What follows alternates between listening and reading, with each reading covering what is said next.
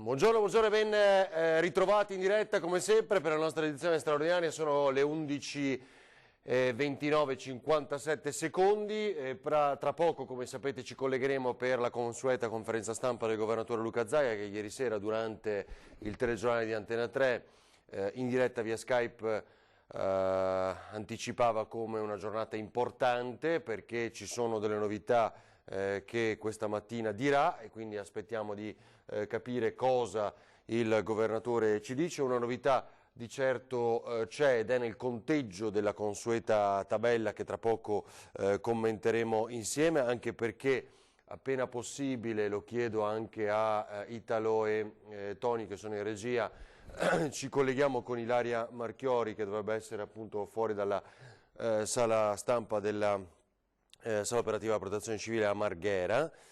Alle 12:30 è previsto il consueto incontro con i colleghi giornalisti. La vediamo. Cosa cambia rispetto al solito? Che come la protezione civile nazionale conteggia gli attuali contagiati. Adesso non so se poi anche Ilaria su questo ci aiuterà a interpretarla, però la possiamo vedere insieme. Viene arricchita la parte superiore di questa tabella, che ormai avete imparato anche voi a conoscere. Come vedete, la prima colonna reca 8.159, che sono i casi attualmente positivi. Quindi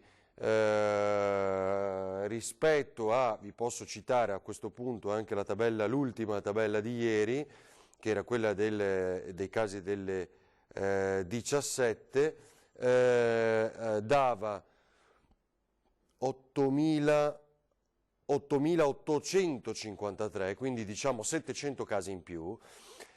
A questi 8.159 vanno dunque aggiunti i casi aumentati da ieri sera, che sono questi 258, molti purtroppo, i deceduti dall'inizio di questa emergenza in ospedale e in extraospedale, quindi questo conteggia anche le case di riposo, 477, e quanti invece sono guariti.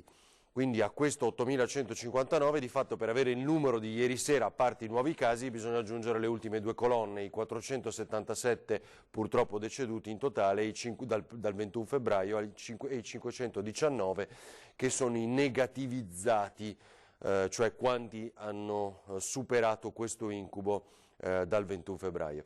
Gli ulteriori decessi rispetto a ieri sera sono 12, sono 3 vittime all'azienda ospedaliera universitaria di Verona Borgo Roma, una all'ospedale di Conegliano, 3 a Dolo, una a Chioggia, una a Campo San Piero, l'altro alla casa di cura di Padova, 2 all'ospedale di Vicenza e appunto il totale 12. Sono 356 le persone attualmente in terapia intensiva. Ma dunque, avete capito, da oggi si conteggia gli attuali contagiati, appunto come reca il nostro titolo, 8.159 in questo momento nella nostra regione.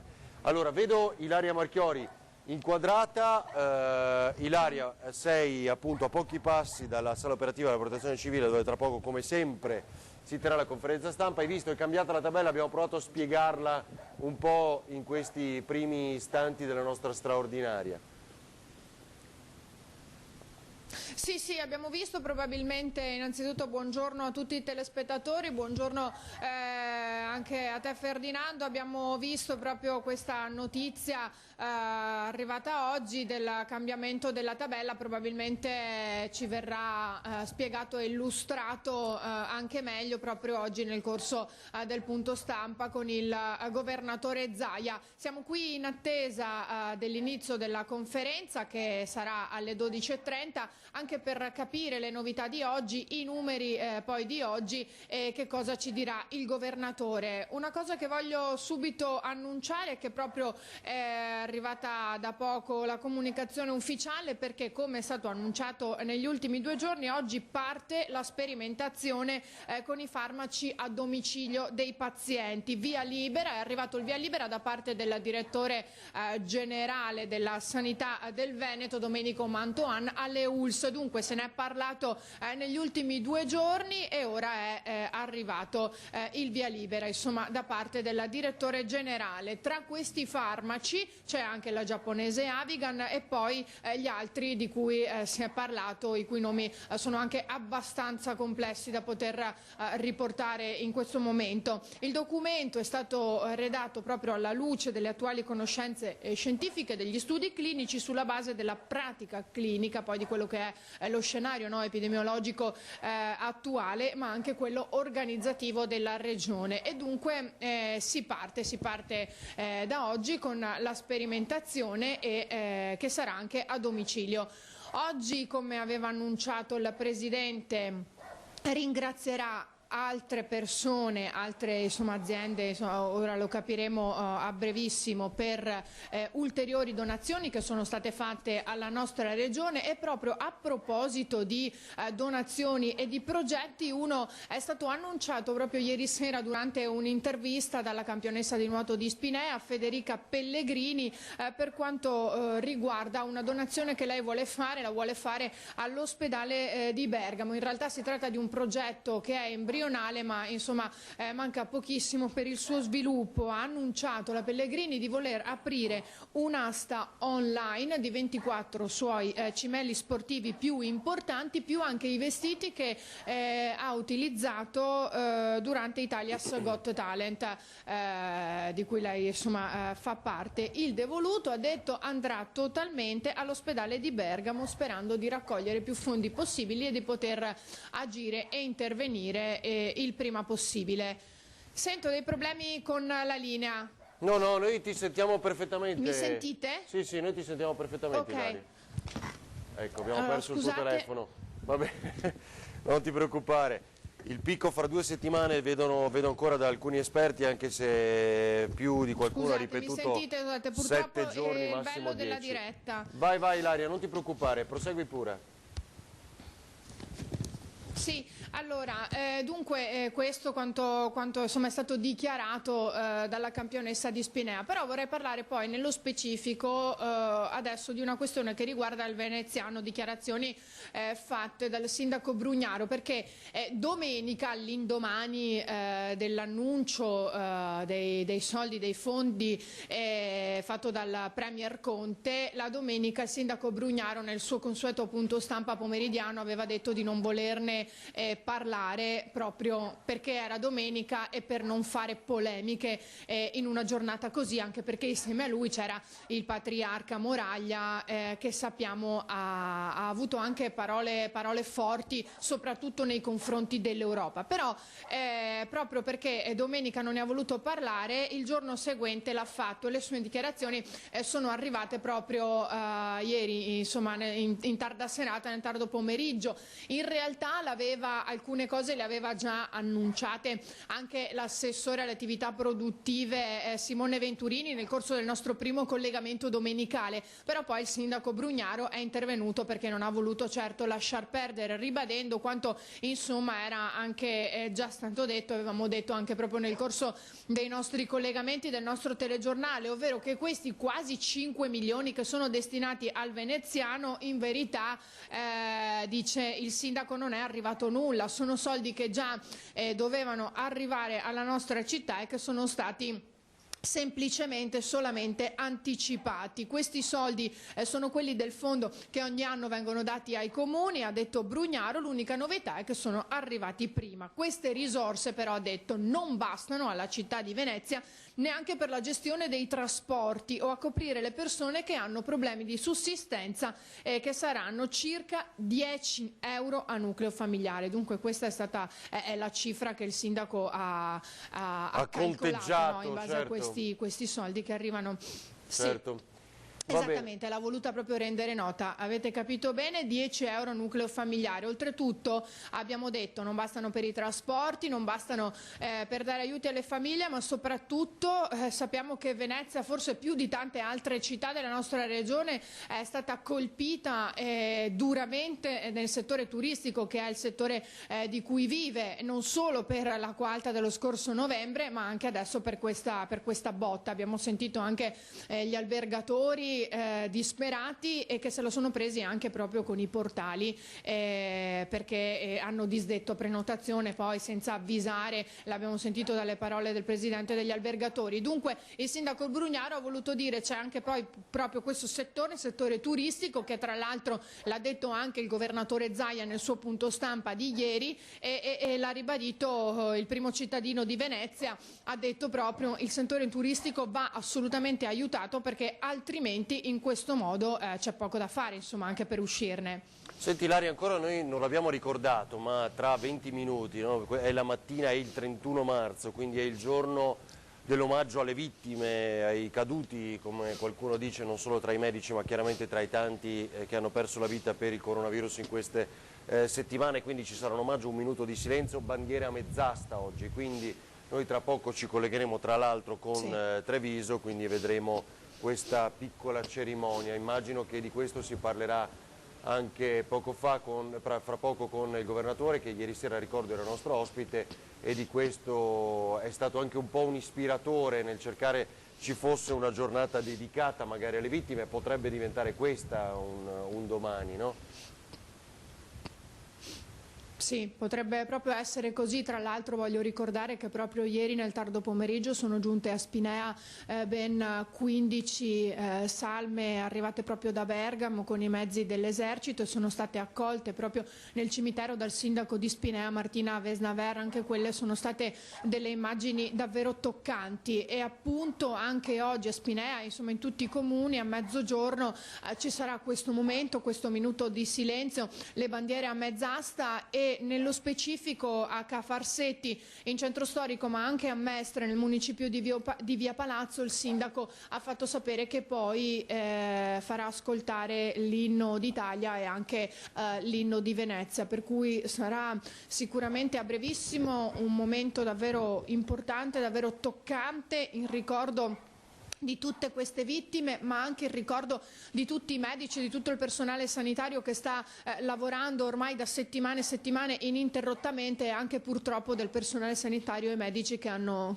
perso la vita proprio per cercare di salvarne altre. Sì. Senti Ilaria, un ultimo flash, anche perché poi sono cose che hai raccontato tu nella giornata di ieri e che aveva sottolineato anche il Presidente con una certa rabbia. Hai raccontato tu nel servizio di quella operazione dei carabinieri, no? In un bar, ricordo bene, che c'era una festa abusiva. Sì, Ancora... sì.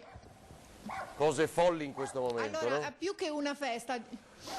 Sì, una follia, più che una festa, direi che era proprio una cosa che probabilmente si svolgeva anche con quotidianità. Stiamo parlando di un bar gestito da un cittadino cinese a Maerne di Martellago, a vederlo dall'ingresso principale risultava chiuso, poi invece i carabinieri di Mestre sono riusciti a scoprire che nel retrobottega si preparavano aperitivi e c'erano anche parecchie persone all'interno che si divertivano a brindare e a bere, e con tutta probabilità non era di certo l'unico il primo giorno, probabilmente andava avanti da più e più giorni. I carabinieri sono intervenuti immediatamente, il bar è stato chiuso per altri 5 giorni, ovviamente da quando i locali potranno riaprire pubblicamente, ma l'appello che le stesse forze dell'ordine hanno fatto è stato proprio quello di dire: non vi importa della vostra salute, di voi stessi, a questo punto poco conta, però bisogna avere un atto di responsabilità, e tra l'altro sono le parole che ha utilizzato anche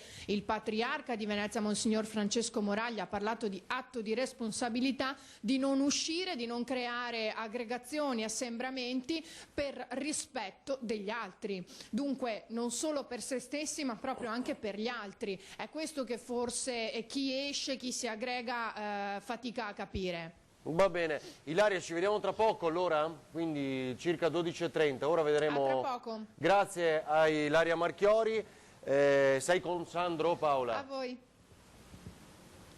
Sì, sono con Sandro. Ecco, anche Sandro Ponchio, grazie Ilaria Marchiori e Sandro Ponchio, ci vediamo tra poco. E quindi poi, dopo comunque esserci collegati, sì, grazie Italo, perfetto così anche... volevo poi chiedervi se possiamo aggiungere un titolo, anche perché poi è bene fissare anche questo momento che riguarda appunto l'omaggio di questa giornata, quindi bandiere a mezz'asta in tutta Italia. per questa giornata. Questo 31 marzo probabilmente diventerà il giorno del ricordo di questi caduti in questa guerra maledetta e che cambierà forse il nostro modo di lavorare, gli equilibri del mondo. Inevitabilmente ne discutevamo e molto anche ieri con imprenditori di altissimo livello come Fabio Franceschi. Adesso riascolteremo alcuni momenti anche di ring dell'intervento del governatore ieri sera ad Antena 3, ma bandiera mezz'asta alle 12, quindi tra poco ci collegheremo in diretta con Treviso. Alle 12 in tutta Italia, uniti nel lutto e il sostegno reciproco nella lotta contro il coronavirus. L'iniziativa partita dall'ANCI viene raccolta da tantissime istituzioni, dai comuni sloveni al confine fino al Vaticano. Tra i primi a mettere a lutto le bandiere è stato il Quirinale.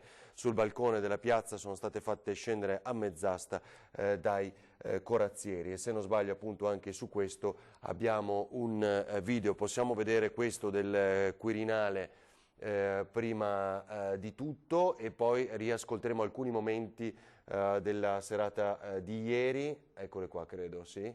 Perfetto, vediamole.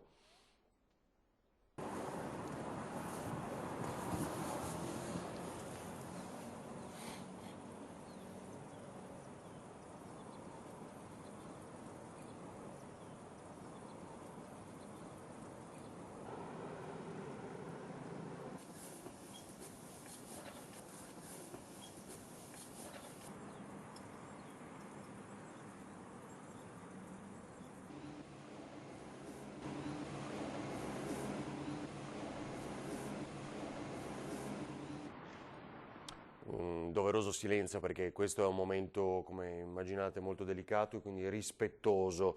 Dobbiamo essere rispettosi per quello che le istituzioni di tutta Italia stanno mettendo in atto, quindi la bandiera a mezz'asta in omaggio alle vittime. Altri 3 medici sono morti nelle ultime ore e il bilancio è salito a 66, pesantissimo. Non ce l'hanno fatta, si apprende dalla Federazione Nazionale degli Ordini dei Medici. Alla Gaetana Trimarchi, medico di famiglia di Messina, Norman Jones, cardiologo di Seregno, provincia di Como, Roberto Mileti, ginecologo a Roma. Il totale dei camici bianchi deceduti a causa del contagio sale così a 66.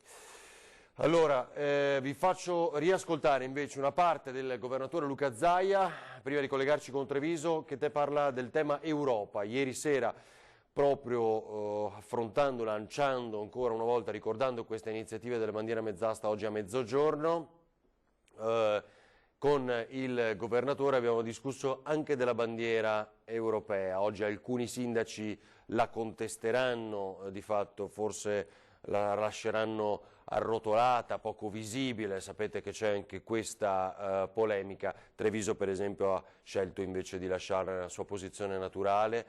Il governatore ha detto: per come si sta comportando l'Europa, una bandiera che in questo momento non merita gli onori. Sentiamo Zaia.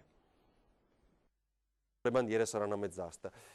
Chiaro, lo farà anche lei, lo farà fare anche lei. Quella dell'Europa la toglierebbe? Ma guardi, quella dell'Europa sinceramente non merita gli onori per come si sta comportando, per come si sta, diciamo, interessando e preoccupando della vita dei propri cittadini. Non esiste un paese che se ne strafreghi a questi livelli della vita dei propri cittadini. È come se il Presidente della Regione fosse in vacanza o fosse da qualche altra parte a parlare di altre robe e non essere lì sul pezzo a occuparsi della vita dei veneti. Ma così i miei colleghi, non è una questione di partito, tutti i miei colleghi da destra a sinistra sono sul pezzo da nord a sud. L'Europa è assente, l'Europa deve vergognarsi, è vomitevole quello che sta facendo l'Europa. L'Europa non c'è su questa partita che è importantissima. Peraltro posso dirlo, lo dico cinicamente, sarebbe anche una grande opportunità per l'Europa per far vedere che esiste. Non c'è. Abbiamo migliaia di persone che perdono la vita, una crisi sanitaria e mi lasci dire anche economica e finanziaria mondiale. L'Europa, se c'è, batte un colpo. Non c'è. Così il governatore Luca Zaia. Poi ci stiamo per collegare con Treviso, dunque con Nicoletta Rizzetta, il sindaco di Treviso Mario Conte, per questo minuto di silenzio, e appunto osserveremo le bandiere a mezz'asta come vi dicevamo, e poi ci collegheremo con Luca Zaia alle 12:30 per la consueta conferenza stampa. Andiamo a sentire Fabio Franceschi, l'uomo delle mascherine, ma è uno stampatore famoso in tutto il mondo, lo sapete, veneto, di Trebasele, che con la sua azienda ha una quota enorme del mercato della stampa dei libri in tutto il mondo, 120 titoli ogni giorno, 1,5 milioni di libri, vado a memoria per quanto ci ha raccontato ieri sera, ma in questo periodo è l'uomo delle mascherine. Parla anche della crisi delle nostre aziende, delle difficoltà, di come poter ripartire, di che mondo sarà tra circa un mese. Vediamo. Senta, come va con gli ordini da 500 milioni in America? Beh, in America una situazione sta diventando pesante quanto in Italia. Ribadisco il fatto che noi stampiamo libri e non stampiamo mascherine, quindi ci interessa, non più di tanto ci interessa. La questione è che il mercato lì è in difficoltà come il mercato italiano e i nostri primari clienti sono americani, quindi ci arrivano richieste importanti che cercheremo, come nel nostro territorio, di supportare il più possibile, però di certo non possiamo esprimere questi numeri importanti, anche perché per noi viene prima il nostro territorio, poi faremo tutto il possibile per aiutare tutti i nostri clienti. Ecco, Presidente, per capirci, quanto lei diceva che potrebbe avere anche una certificazione ulteriore, io ho capito così, sì, giusto? Quindi che potrebbe arrivare nelle prossime ore per essere a pieno rango mascherina chirurgica, è così? Guardi, ho sempre ribadito che noi volevamo tutelare la fascia debole, quindi quell'80% di mercato che è la gente che va al supermercato, che nella quotidianità. La nostra certificazione è in arrivo, però non è una cosa che ci interessa. Noi abbiamo supportato una richiesta del nostro Presidente perché vogliamo aiutare il nostro territorio. Abbiamo fatto la nostra parte perché gli ultimi 4 milioni, la fine dei 4 milioni abbiamo consegnato oggi il materiale alla protezione civile. Quindi lei ne ha donate 4 milioni? Ecco, abbiamo mangiato 4 milioni di mascherine. Diciamo che se dovesse durare ancora questa problematica, questa situazione, siamo disposti a continuare, però come le ripeto, noi siamo stampatori di libri, produrre mascherine per noi è un problema, un fastidio non da poco, che certo se il nostro territorio continua ad avere questa esigenza continueremo a stampare mascherine. Chiarissimo. Lei da imprenditore, no, si è dato una spiegazione del perché il nostro paese avesse mollato questa produzione, lasciato totalmente, perché è un basso valore aggiunto, perché oggi ci ritroviamo schiavi, no, di questo problema? Beh, sai, è normale, è un prodotto molto povero, non le nascondo che produrre mascherine nel nostro processo industriale è molto dannoso perché è una tecnologia molto particolare, molto qualitativa e produrre un prodotto così povero per noi lo si fa per il territorio, ma nessuna azienda italiana può competere con i produttori cinesi. La Cina, guardi, secondo me è un paese che dobbiamo veramente guardare con attenzione perché sono determinati e lungimiranti. Penso che tutto sommato sta cosa ci ha dato anche il peso di quanto erano importanti nell'economia globale. Altri 5-10 anni, lasciandoli con serenità a fare i loro affari nel mondo, avrebbero messo in discussione l'equilibrio mondiale. Già adesso, secondo me, è già abbastanza in discussione. Si è fermata la Cina, guardi, noi stessi siamo andati in difficoltà perché certi prodotti non arrivavano più e l'azienda si è messa in discussione. Altre realtà che lavoravano più di noi con la Cina si sono fermate, quindi ci dobbiamo fare una domanda. Vabbè, costa poco, ma se questi domani mattina decidono che loro sono la tua azienda, che fine facciamo? È importante valutare questo. Io sono pienamente... Senta Presidente, oggi si fa l'Europa oppure è finita?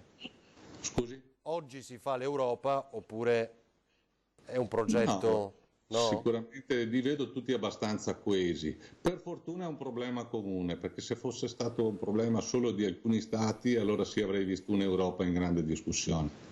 Ma il comune mezzo gaudio penso che nelle prossime settimane tutti affronteranno il problema di rilanciare il vecchio continente e questa economia un po' che arranca. Persino la Germania non la vedo più tanto così felice e serena.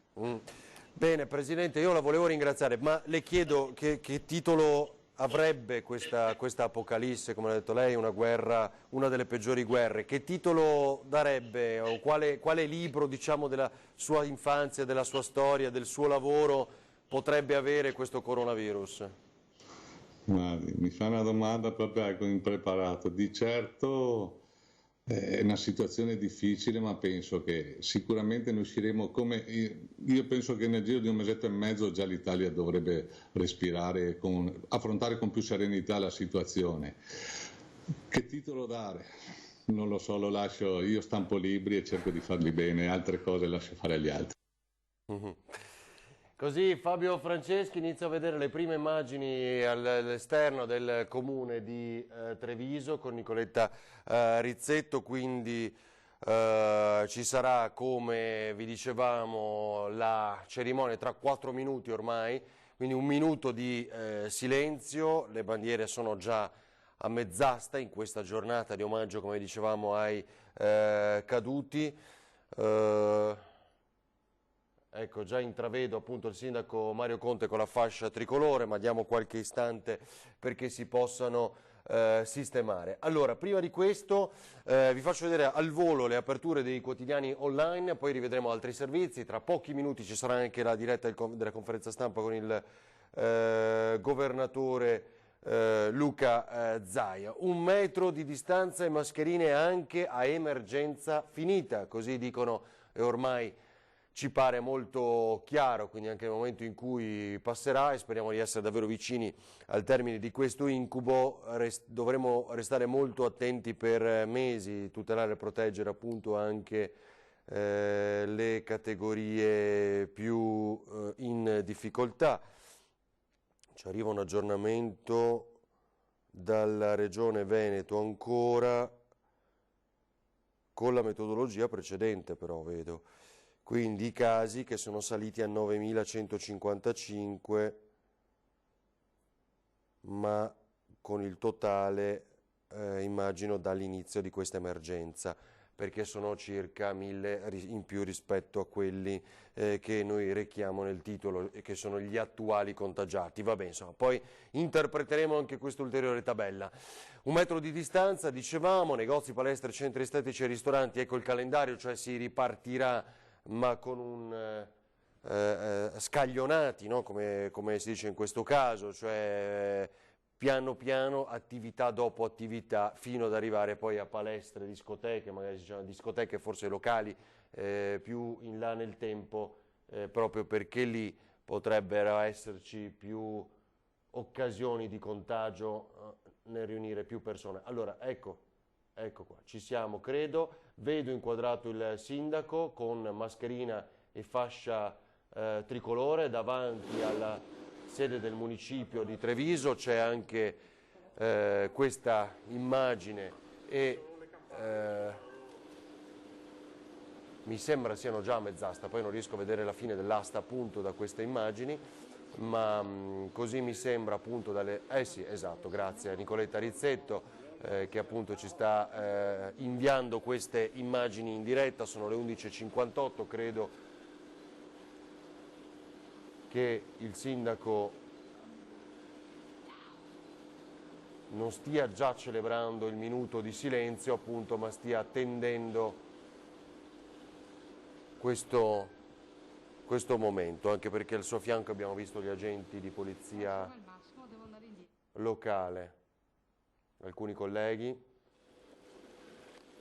ed ecco l'immagine dell'omaggio di Treviso, così come gli altri 8.000 e più comuni del nostro paese, la bandiera del Veneto, quella italiana, quella dell'Unione Europea e quella di Treviso, anche quella dell'Unione Europea a mezz'asta, lo vedete? Bene, dunque sono le 11.59, pochi secondi. Gli agenti di polizia locale li ha chiamati al suo fianco, il sindaco di Treviso Mario Conte, alla distanza dal centro, dalla testa, diciamo 1 metro, quindi distanza droplet garantita, un po' di più sarebbe meglio. Saluto e via. Falso allarme. Ah, ok. Secondo me siete sotto il metro. Però. Allora si aspetta il suono delle campane. Abbiamo Abbiamo sentito da questo dialogo appunto anche con Nicoletta Rizzetto, la nostra Nicoletta Rizzetto, e vedete che si sono distanziati maggiormente. La ufficialità sarà l'attesa appunto data dal rintocco delle campane, e quindi da lì una signora intanto in solitaria passa in bicicletta, che avete visto dietro il sindaco e ai due agenti di polizia. A me risulta 3 secondi, vediamo.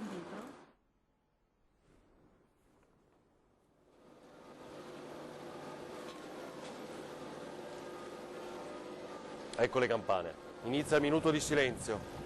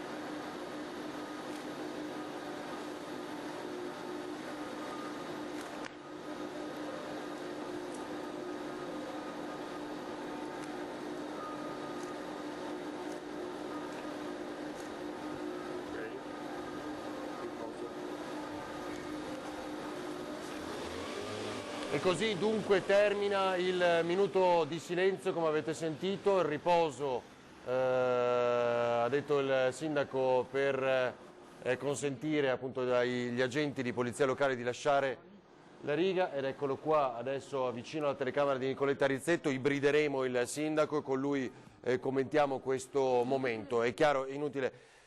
Abbiamo ricevuto molti messaggi anche da parte di Davide in questo momento: per cortesia almeno in Veneto, almeno per oggi, far togliere la bandiera europea, lasciandolo solo alle nostre mezz'asta. Se dobbiamo rendere omaggio alle nostre vittime, facciamolo solo noi, visto che in Europa non contiamo niente. Davide da Castelfranco, grazie Davide comunque per questo messaggio.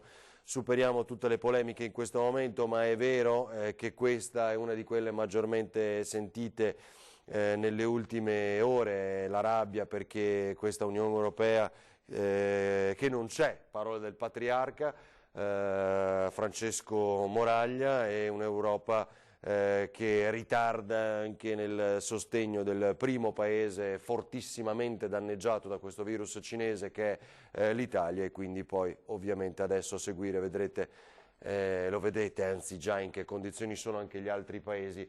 Non so se il sindaco già, Mario Conte già mi sente. No, allora aspettiamo qualche istante, poi se possiamo distanziarci un po' di più, magari Nicoletta, per inquadrarlo con distanza anche di sicurezza, insomma, per il vostro lavoro in questo momento. Ecco, questo è un dato che non abbiamo ricordato, abbiamo cercato di sviscerare anche se ci fosse un caso simile in Veneto. Allo stato attuale insomma, non ci risulta, ma può essere che per ora non sia stato reso evidente, strano però insomma dovesse mai essere accaduto. In giro con il camion a fare la spesa, denunciati 257 positivi. Qual è il problema? Che molti ci chiedono sulla nuova autocertificazione, o meglio gli ultimi 2 moduli, bisogna segnare che si sa di non essere positivi. E allora io, che non ho fatto il tampone, come posso dichiarare di non essere positivo? Allora ricordo ancora una volta, quello è per le persone che sanno, dopo aver effettuato il tampone, di essere positive e sono sottoposte a isolamento. E quindi nel momento in cui vengono sorprese, per di più se dichiarano il falso magari, pagano dazio. hanno violato la quarantena 257 persone nel nostro paese e per me è una di quelle cose altrettanto folli rispetto a quanto raccontavamo poco fa di feste e festini che ancora si cercano di organizzare. Ma 257 persone che sapevano di dover restare in casa in quanto positive sono comunque usciti, quindi cosa folle. Sindaco, mi sente?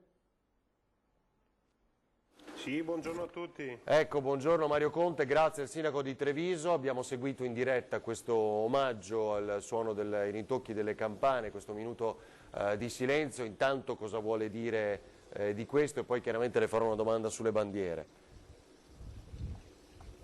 Bah, dopo un mese abbiamo rindossato la fascia tricolore e questa è un'emozione grande, nel senso che è stata messa da parte proprio per far fronte a questa emergenza, lavorare giorno e notte a tutela dei nostri cittadini. Oggi l'abbiamo rindossata per ricordare le vittime di questa emergenza, ma anche per ricordare e sostenere tutte quelle persone che stanno soffrendo la perdita dei propri cari, ma anche quelle persone che stanno lavorando e combattendo giorno dopo giorno, ora dopo ora, proprio per uscire da questo tunnel, da questo incubo. E quindi un abbraccio virtuale che parte da tutti i municipi d'Italia e che non ha confini né geografici né territoriali, quindi veramente una vicinanza che abbiamo voluto portare anche a quelle zone dell'Italia, del paese che sono particolarmente colpite. Mi viene in mente Bergamo, Lodi e la Lombardia e in queste ore anche Verona, quindi insomma vicinanza totale e grande solidarietà. Sindaco, lei è alpino, quindi sono caduti di questa guerra, no? Non solo i 66 medici del nostro paese, ma i tanti, anche gli operatori sociosanitari, i tanti anziani e anche giovani, purtroppo sappiamo, vittime di questo virus maledetto. Sì, anche qualche sindaco che certo. stava servendo la propria comunità, così come i medici, così come tutte le persone, indipendentemente dall'età, oggi non ci sono più e sono cadute nel vero senso della parola, sono andate avanti, come dicono gli alpini, in questa che è un'emergenza straordinaria che tra l'altro ci vede protagonisti per la prima volta anche nel cercare di trovare soluzioni nel minor tempo possibile. Quindi questo è il momento di stringerci veramente come comunità, di darci una mano, di aiutarci, di ascoltarci, di andare incontro alle persone che oggi possono manifestare delle difficoltà che non sono solo economiche, ma possono essere anche morali, psicologiche, familiari. Quindi insomma oggi dobbiamo dimostrare di essere una comunità, ma i cittadini stanno facendo qualcosa di davvero straordinario. Sono convinto che ne usciremo, non so dire i tempi, ma ne usciremo sicuramente rinforzati come comunità. Sindaco, tutte le bandiere sono a mezz'asta, vedo, quelle sul municipio di Treviso. Fino a che ora, se posso chiederle una questione un po' più tecnica, e poi rispetto ad altri che contestano quello dell'Unione Europea, in questo momento vedo che lei l'ha regolarmente messa a mezz'asta, no? Come le altre. Sì, credo, allora rimarranno tutto il giorno, poi da domani noi ricorderemo le persone che stanno soffrendo in due momenti della giornata, alle 8:15 del mattino e alle 20:15 della sera, con un minuto di rintocchi della torre civica. Quindi tutti i giorni ricorderemo le persone alla mattina e alla sera, chi soffre, chi lavora, chi combatte, chi sta soffrendo. E per quanto riguarda le bandiere, io credo che in questo momento di raccoglimento, di sostegno, non debbano esserci polemiche politiche. La politica si affronta nelle sedi idonee. Concordo pienamente con quanto detto dal governatore Luca Zaia, che l'Unione Europea deve dare delle risposte, ma non è nel momento del ricordo che bisogna far politica. Oggi bisogna stringersi attorno al dolore, alle vittime che non hanno né nazionalità né paese di origine. Oggi ci si stringe attorno al dolore e quindi io ho ritenuto che la bandiera dell'Europa rappresentasse anche le vittime che ci sono in Europa e il dolore che in questo momento c'è in Europa e anche nel mondo, tra l'altro. E quindi ho fatto questa scelta. Poi la partita politica sulle responsabilità e su quanto l'Europa deve fare bisogna giocarla con grande determinazione, con grande forza, con grande spirito di squadra a livello di Paese Italia. Bisogna far capire che l'Europa non può voltare le spalle a un paese che è in sofferenza, come in questo caso l'Italia. L'Italia tra l'altro si è sempre dimostrata pronta ad aiutare e sostenere tutti, e lo fa anche da un punto di vista di bilancio, perché i soldi che l'Italia versa ogni anno all'Unione Europea sono un gesto di grande responsabilità. Quindi se oggi l'Italia ha bisogno dell'Europa, l'Europa deve rispondere presente. Chiarissimo, grazie al sindaco di Treviso Mario Conte, grazie, buona giornata. Grazie a voi e buona giornata. Grazie sindaco, dunque avete sentito ogni giorno 8:15 del mattino e 20:15 alla sera i rintocchi della torre campanaria, ha detto il sindaco di Treviso, per ricordare le vittime e quanti sono in prima linea. Eccolo qua invece pochi istanti fa, guardate, Giorgio Gori, Bergamo, il sindaco dagli amici di Local Team che erano in diretta, Local Team di Stefano De Nicolo, in diretta pochissimi istanti fa con il sindaco Giorgio Gori per l'omaggio ovviamente alle vittime, a quanti lottano in prima linea. Ecco il saluto ai colleghi giornalisti di Gori, sindaco di Bergamo, la città simbolo di fatto di questo dramma che stiamo vivendo, di quello che tuttora questa città sta vivendo, diventata la prima in questa trincea, la città delle tante bare che abbiamo mostrato, delle tante bare anche quelle che sono arrivate qui a Spinea, lo abbiamo raccontato ieri, ed è un'immagine che stringe il cuore davvero. Ora vedrete appunto anche il tricolore davanti al municipio di Bergamo. Ed eccolo qua il tricolore. Dunque facciamo un passo indietro. Enrico Bernardi, primario del pronto soccorso, il direttore del pronto soccorso del Cafoncello a Treviso, quindi Conegliano e Vittorio Veneto anche, che ieri sera così ci racconta il suo lavoro in prima linea, il suo e quello della sua equipe, dello staff, insomma, che è anche qui, come dicevamo, il primo incontro che hanno con quanti si recano per chiedere sostegno sanitario e che arrivano anche in condizioni critiche. Sentiamo Bernardi.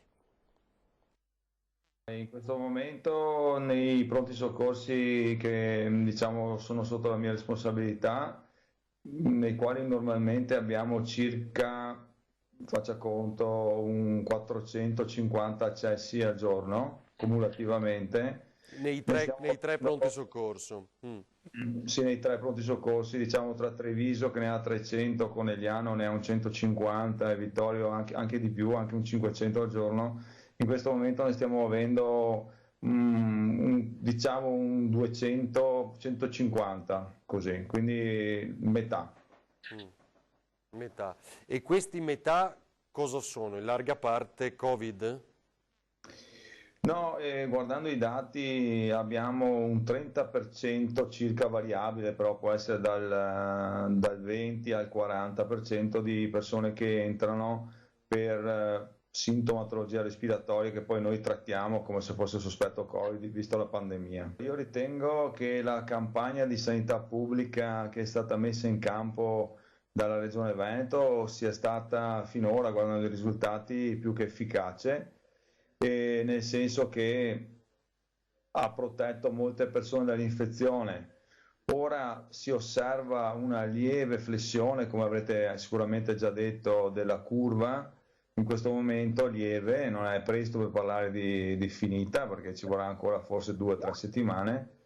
E l'importante è capire che dopo l'ufficiale, diciamo, chiusura del periodo di quarantena generalizzata, chiamiamola così, bisognerebbe comunque continuare a proteggere le persone con più di 70 anni, almeno per un altro mese. Credo che potrebbe essere una soluzione adeguata. Abbiamo tante persone nelle case di riposo, abbiamo tanti anziani a casa e questi forse dovrebbero essere ancora protetti per un periodo Abbiamo tutti gli strumenti perché il Veneto ha una grossissima capacità di impatto dal punto di vista dell'assistenza domiciliare e della sanità pubblica, quindi non avrei dubbi. Io non è che sia un esperto perché sono umilmente un medico, diciamo, ospedaliero, quindi non mi permetto di dare suggerimenti a chi ne sa più di me, però la vedrei così, insomma, perché probabilmente facendo uno scudo intorno a queste persone si potrebbe così evitare magari delle morti inutili, insomma, o degli accessi in più in ospedale. O dei Ecco. contagi di ritorno, no? Come si dice.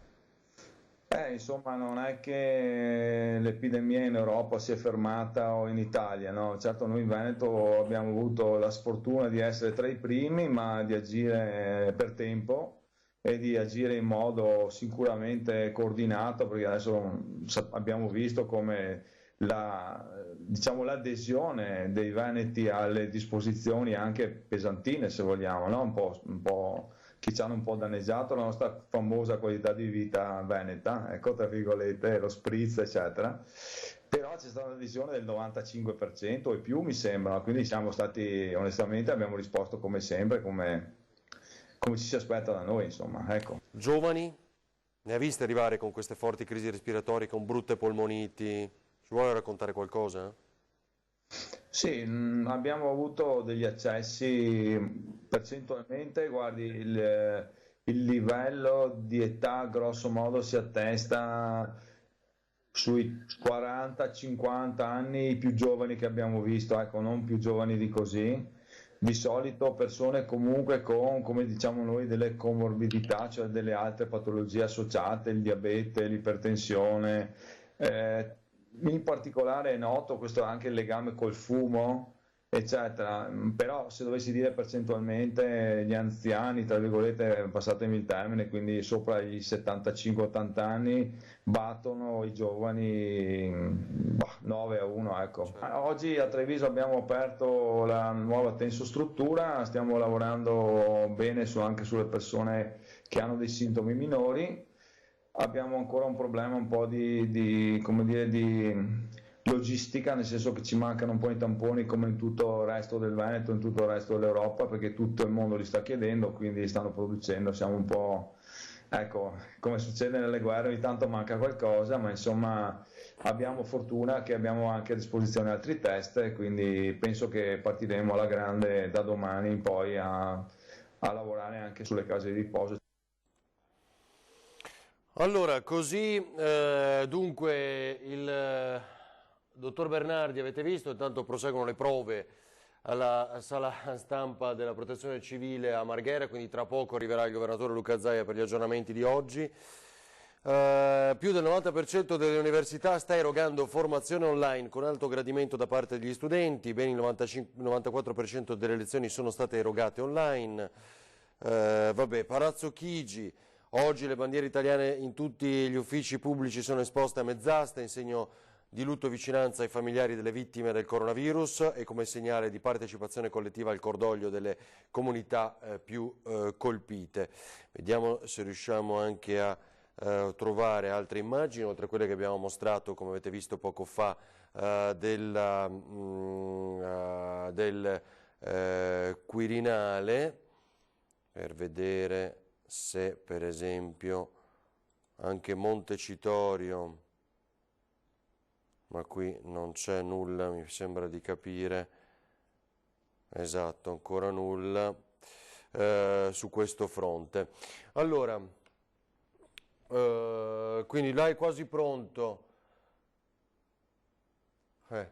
Proprio ieri sera ci chiedevano dei femminicidi, c'è un tentato omicidio a Messina, quindi qualcuno ci diceva non si sente più niente di questo tipo, quando invece abbiamo proprio risposto alla mail attraverso la pagina Facebook di Antena 3 dei nostri telespettatori che il motivo per cui anche la polizia stessa ha rinforzato l'applicazione YouPol, quella del telefonino, è perché in questo periodo di convivenza anche continua e forzata, magari alcune donne che sono vittime di violenze hanno più fatica a denunciare e quindi si fa tutto tramite questa app perché lo si possa fare in sicurezza anche sotto lo stesso tetto, ecco, dell'eventuale aguzzino, ecco.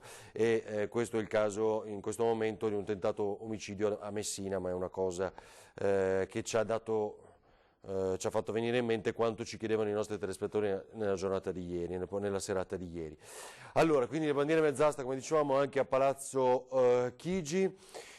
Ora vorrei vedere, intanto sta per cominciare, quindi ascoltiamo invece un'altra vicenda che è quella dell'infermiera, quindi la lettera dell'infermiera, pronti a interrompere questo servizio comunque in qualsiasi momento, un'infermiera padovana che lavora in prima linea e quindi vedendo cosa accade tutti i giorni ha voluto scrivere una lettera ai veneti, agli italiani, per dire state a casa perché io mi rendo conto di quello che sta succedendo. Vediamo. Ciao amici concittadini, sono un'infermiera di malattie infettive di Padova. Qui l'emergenza per il coronavirus è iniziata il 22 febbraio ed è ancora in atto. Vicino al nostro reparto ci sono delle tende piantate dalla Protezione Civile, attive dal lunedì al venerdì per dare servizio e assistenza a chi ne ha bisogno. Eseguiamo i tamponi e diamo le prime cure. In reparto, invece, ci sono i ricoverati di qualsiasi età, con problemi respiratori gravi, attaccati a respiratori senza possibilità di contatti con l'esterno o con i familiari. Per noi i turni sono infiniti, pesanti e difficili. Vediamo la paura della gente, l'angoscia dell'incertezza, nonostante le cure. Ogni giorno, per andare al lavoro, attraverso il ponte del Bassanello e vedo il sole che sorge e mi chiedo quando finirà.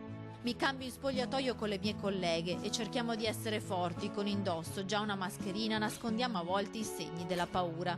Mettiamo 2 maglioni più la felpa perché fuori è freddo e poi la cuffia, la visiera, una tuta che non lascia traspirare la pelle, i calzari e iniziamo il lavoro con l'anima piena di speranza che oggi sarà un po' meno peggio di ieri. Il mio cuore è pesante in questi giorni e non solo per la stanchezza, ma perché ancora vedo superficialità. Vedo ragazzi in bicicletta senza mascherina, gente che va a fare la spesa più volte in una settimana, che corre. Io da mamma e da cittadina vi capisco perché è difficile stare a casa rinchiusi con questo sole, soprattutto per chi ha figli. Ma credetemi che questo non è niente se pensate di stare chiusi in una stanza di pochi metri quadrati con un tubo in bocca per respirare. Quando uscite, fatelo per vere necessità. Mettete le preziose mascherine sempre. Fate la spesa con coscienza, una volta alla settimana. E se potete, sarebbe meglio preferire servizi a domicilio. Se avete i sintomi, state a casa e chiamate il medico di base che vi dirà cosa fare. Non sottovalutate questo nemico invisibile, non ha pietà per nessuno. Io vi mando un abbraccio forte e vi chiedo di essere forti e uniti nel prendere coscienza della gravità della situazione e quando tutto sarà finito organizzeremo una festa bellissima. Speriamo davvero, anche se come avete ormai capito tutti bisognerà mantenere quelle distanze di sicurezza, le attenzioni, lavarsi le mani, forse anche le mascherine per chissà quanto tempo ancora e poi in previsione di un ritorno di questi virus con la nuova stagione invernale e attendendo questo vaccino. Allora, Palazzo Chigi, Presidenza del Consiglio dei Ministri, ecco il profilo Facebook, lo dicevamo poco fa, e quindi il post, oggi le bandiere italiane in tutti gli uffici pubblici sono esposte a mezz'asta in segno di lutto e vicinanza ai familiari delle vittime del coronavirus e come segnale di partecipazione collettiva al cordoglio delle comunità più colpite. Niente, qui ancora procedono con la sistemazione dei microfoni. Italo e Tony, vi chiedo una specie di miracolo. Dal telegiornale di Tele Nord-Est di ieri riusciamo a prendere il servizio che riguarda Mario Giordani, anche perché è un intervento che poi ha specificato ulteriormente ieri sera l'assessore al commercio Antonio Bressa, i famosi 4 miliardi e 7 che poi in realtà sono 400 milioni per le amministrazioni locali, che è il reddito di emergenza che deve aiutare i più bisognosi per gli acquisti della spesa. Cosa è diventato a Padova? L'abbiamo capito ieri sera, una sorta di moneta circolante alternativa, sono buoni acquisto per appunto le famiglie più bisognose, buoni acquisto tra l'altro stampati da Grafica Veneta, abbiamo scoperto dall'assessore Bressa, e che da oggi già, diceva, saranno in circolazione. Facciamo un passaggio indietro, ieri sera abbiamo sentito l'assessore al commercio, ora sentiamo il sindaco di Padova Sergio Giordani su questo. Io sono estremamente contento perché ieri, in brevissimo tempo, tra ieri e oggi, con la collaborazione di tutti i funzionari del Comune, con il centro servizio volontariato, gli 800 volontari per Padova noi ci siamo, con la Curia, con la Protezione Civile, con la grande distribuzione, con l'ASCOM, con Federcenti, con la collaborazione di tutti, siamo riusciti a mettere in piedi un sistema velocissimo. Già da mercoledì/giovedì di questa settimana siamo in grado di soddisfare le esigenze dei nostri concittadini. Quali? Quelli che sono in difficoltà a fare la spesa. Si tratta di buoni dal taglio unico di 20 euro con cui sarà possibile fare la spesa dei generi di prima necessità, esclusi alcolici, presso una miriade di punti vendita distribuiti in tutti i quartieri di Padova. Ecco i requisiti che servono: non avere liquidità sufficiente, non avere titoli immobiliari o di Stato, obbligazioni, buoni fruttiferi, investimenti finanziari o similari, non beneficiare di ammortizzatori sociali, non essere titolare di pensione o di altre rendite economiche, non beneficiare di reddito di cittadinanza, reddito di inclusione attiva o di sostegni e contributi comunali, non beneficiare di consegne di borsa spesa o di generi alimentari da parte di associazioni o parrocchie e infine non avere alcun altro componente della propria famiglia anagrafica che abbia presentato la domanda di bonus spesa per emergenza Covid-19. È una cosa necessaria, indispensabile. La gente deve poter fare la spesa, deve poter acquisire prodotti primari. Io ringrazio veramente tutte le forze dell'ordine, il prefetto, una lista infinita di persone da ringraziare. Però questa si dimostra veramente una grande città, perché tutti hanno collaborato dal primo minuto, solo così si riesce a fare cose in pochissime ore. Orgoglioso di questa città. Così il sindaco di Padova Sergio Giordani. Dunque, quasi pronto mi sembra di capire. Prima di collegarci con Luca Zai facciamo sentire un'altra parte dell'intervento di ieri sera al telegiornale, ma è un'altra cosa, non del governatore, non del dialogo con il governatore che sta arrivando. Il servizio del ragazzo invece, no, scusami, Italo De Riccardo, che si è inventato una mascherina dopo averla studiata in internet, con la sua stampante in 3D l'ha realizzata, e quindi l'abbiamo sentito anche nel corso di questa diretta straordinaria della giornata di ieri, come sempre, insieme alla mamma, ma in questo video lui racconta la sua invenzione. Vediamo. Essendo questo pezzo semplice da realizzare, io penso che il mio appello debba essere amplificato e portato a tutte quelle persone che posseggono una stampante 3D affinché producano queste mascherine e affinché queste mascherine vengano distribuite lì dove ce n'è bisogno. 30 centesimi di plastica, un dischetto di cotone per realizzare il filtro e una stampante 3D. E poi la caparbietà di un ragazzo che, udito l'appello di un coetaneo romagnolo, non si è perso d'animo. Riccardo Bettetti, 16 anni, studente trevigiano appassionato di grafica e tecnologia.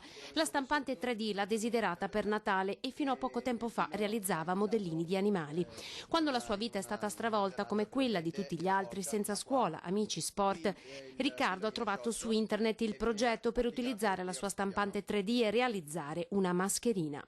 Io ho provveduto a cercare su internet una mascherina che fosse semplice da stampare e che fosse efficace allo stesso tempo. È venuto fuori questo progetto qui. Questa è una mascherina che può essere lavata, disinfettata e non è usa e getta. Infatti il filtro può essere cambiato. È fatta inoltre di un materiale biodegradabile. Il suo invito è a condividere questo progetto e mettere assieme tutti coloro che hanno una stampante 3D a casa. I tempi di realizzazione sono lunghi, circa 3 ore, ma i costi davvero irrisori. Potrebbe essere un modo per impiegare il tempo mettendosi a disposizione per realizzare ciò di cui c'è bisogno nell'emergenza. Il sogno di Riccardo, fare il pilota. Sicuramente noi auguriamo a questo ragazzo di continuare a volare alto. Allora, pochi istanti inizia la conferenza stampa del governatore Luca Zaia, ma c'è una notizia che è bene che ascoltiamo un po' tutti anche insieme, che è questa, e fa riferimento ancora a qualche furbetto probabilmente. Allora, Circola in rete un falso modello di autodichiarazione per gli spostamenti con logo della Repubblica all'intestazione del Ministero dell'Interno, Dipartimento della Pubblica Sicurezza. Si tratta di un modello falso, di un fake, informa il Ministero sul suo sito. Il modello di autodichiarazione valido, rileva il Viminale, va scaricato soltanto dai siti istituzionali ufficiali oppure può essere compilato al momento dei controlli. Come sapete, appunto, le forze dell'ordine lo hanno con sé se voi doveste esserne sprovvisti. Collaborare per fermare l'emergenza significa anche combattere tutti insieme la diffusione di fake news, vabbè, ma false notizie, falsi moduli. Per informazioni e modelli si ricorda di consultare sempre gli account istituzionali, vabbè, ma abbiamo visto che la rete è piena di persone che hanno le soluzioni, però da casa. Dunque, questo è allora sfruttiamo questa occasione per mostrarvi ancora una volta il modulo di autocertificazione, che è questo, dal sito del Ministero dell'Interno per esempio è più immediato, ma poi lo trovate anche sui siti delle vostre amministrazioni comunali. Ovviamente adesso non è più lì, dove è finito, eccolo qua, forse credo qua, però qui, vedete, eccolo qua, adesso l'hanno spostato qui. Ministero dell'Interno, interno.gov.it, scarica il modulo per l'autocertificazione, lo trovate qui. Poi in teoria, appunto, dicevamo, anche tutte le amministrazioni comunali dovrebbero avere nel proprio sito questo modulo, ed eccolo, lo ingrandiamo ancora una volta, questo è il modulo con tutto quello che va compilato e gli ultimi aggiornamenti di qualche giorno fa per quanto concerne appunto la quarta versione, come dicevamo. Dunque, questo modulo di autocertificazione. Qui invece la cerimonia poco fa a Castelfranco Veneto, sindaco Stefano Marcone e presidente della provincia.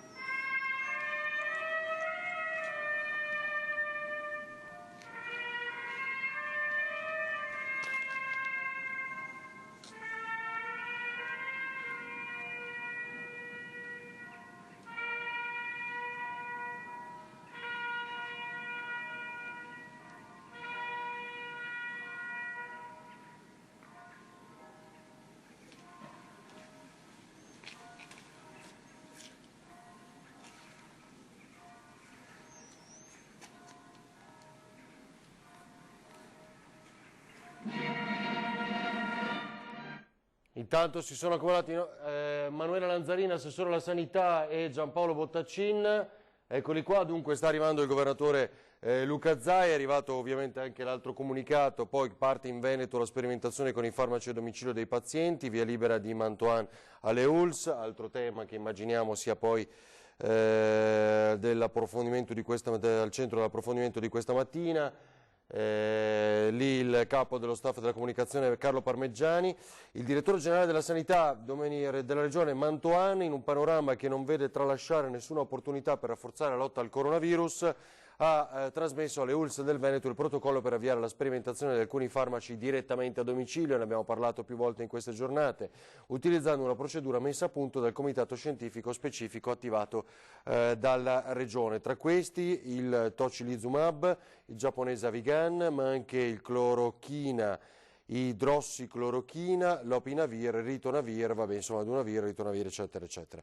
Il documento redatto alla luce delle attuali conoscenze scientifiche e gli studi clinici sulla base della pratica clinica dello scenario epidemiologico e organizzativo della Regione. Va bene, insomma, qui è lunghissimo il comunicato, ma avete più o meno capito qual è il fulcro di tutto quel che è il tema della sperimentazione anche a domicilio che la Regione Veneto ha messo in campo. Allora, mentre cerchiamo altre notizie, attendiamo in qualsiasi momento ovviamente pronti a muoversi per Marghera.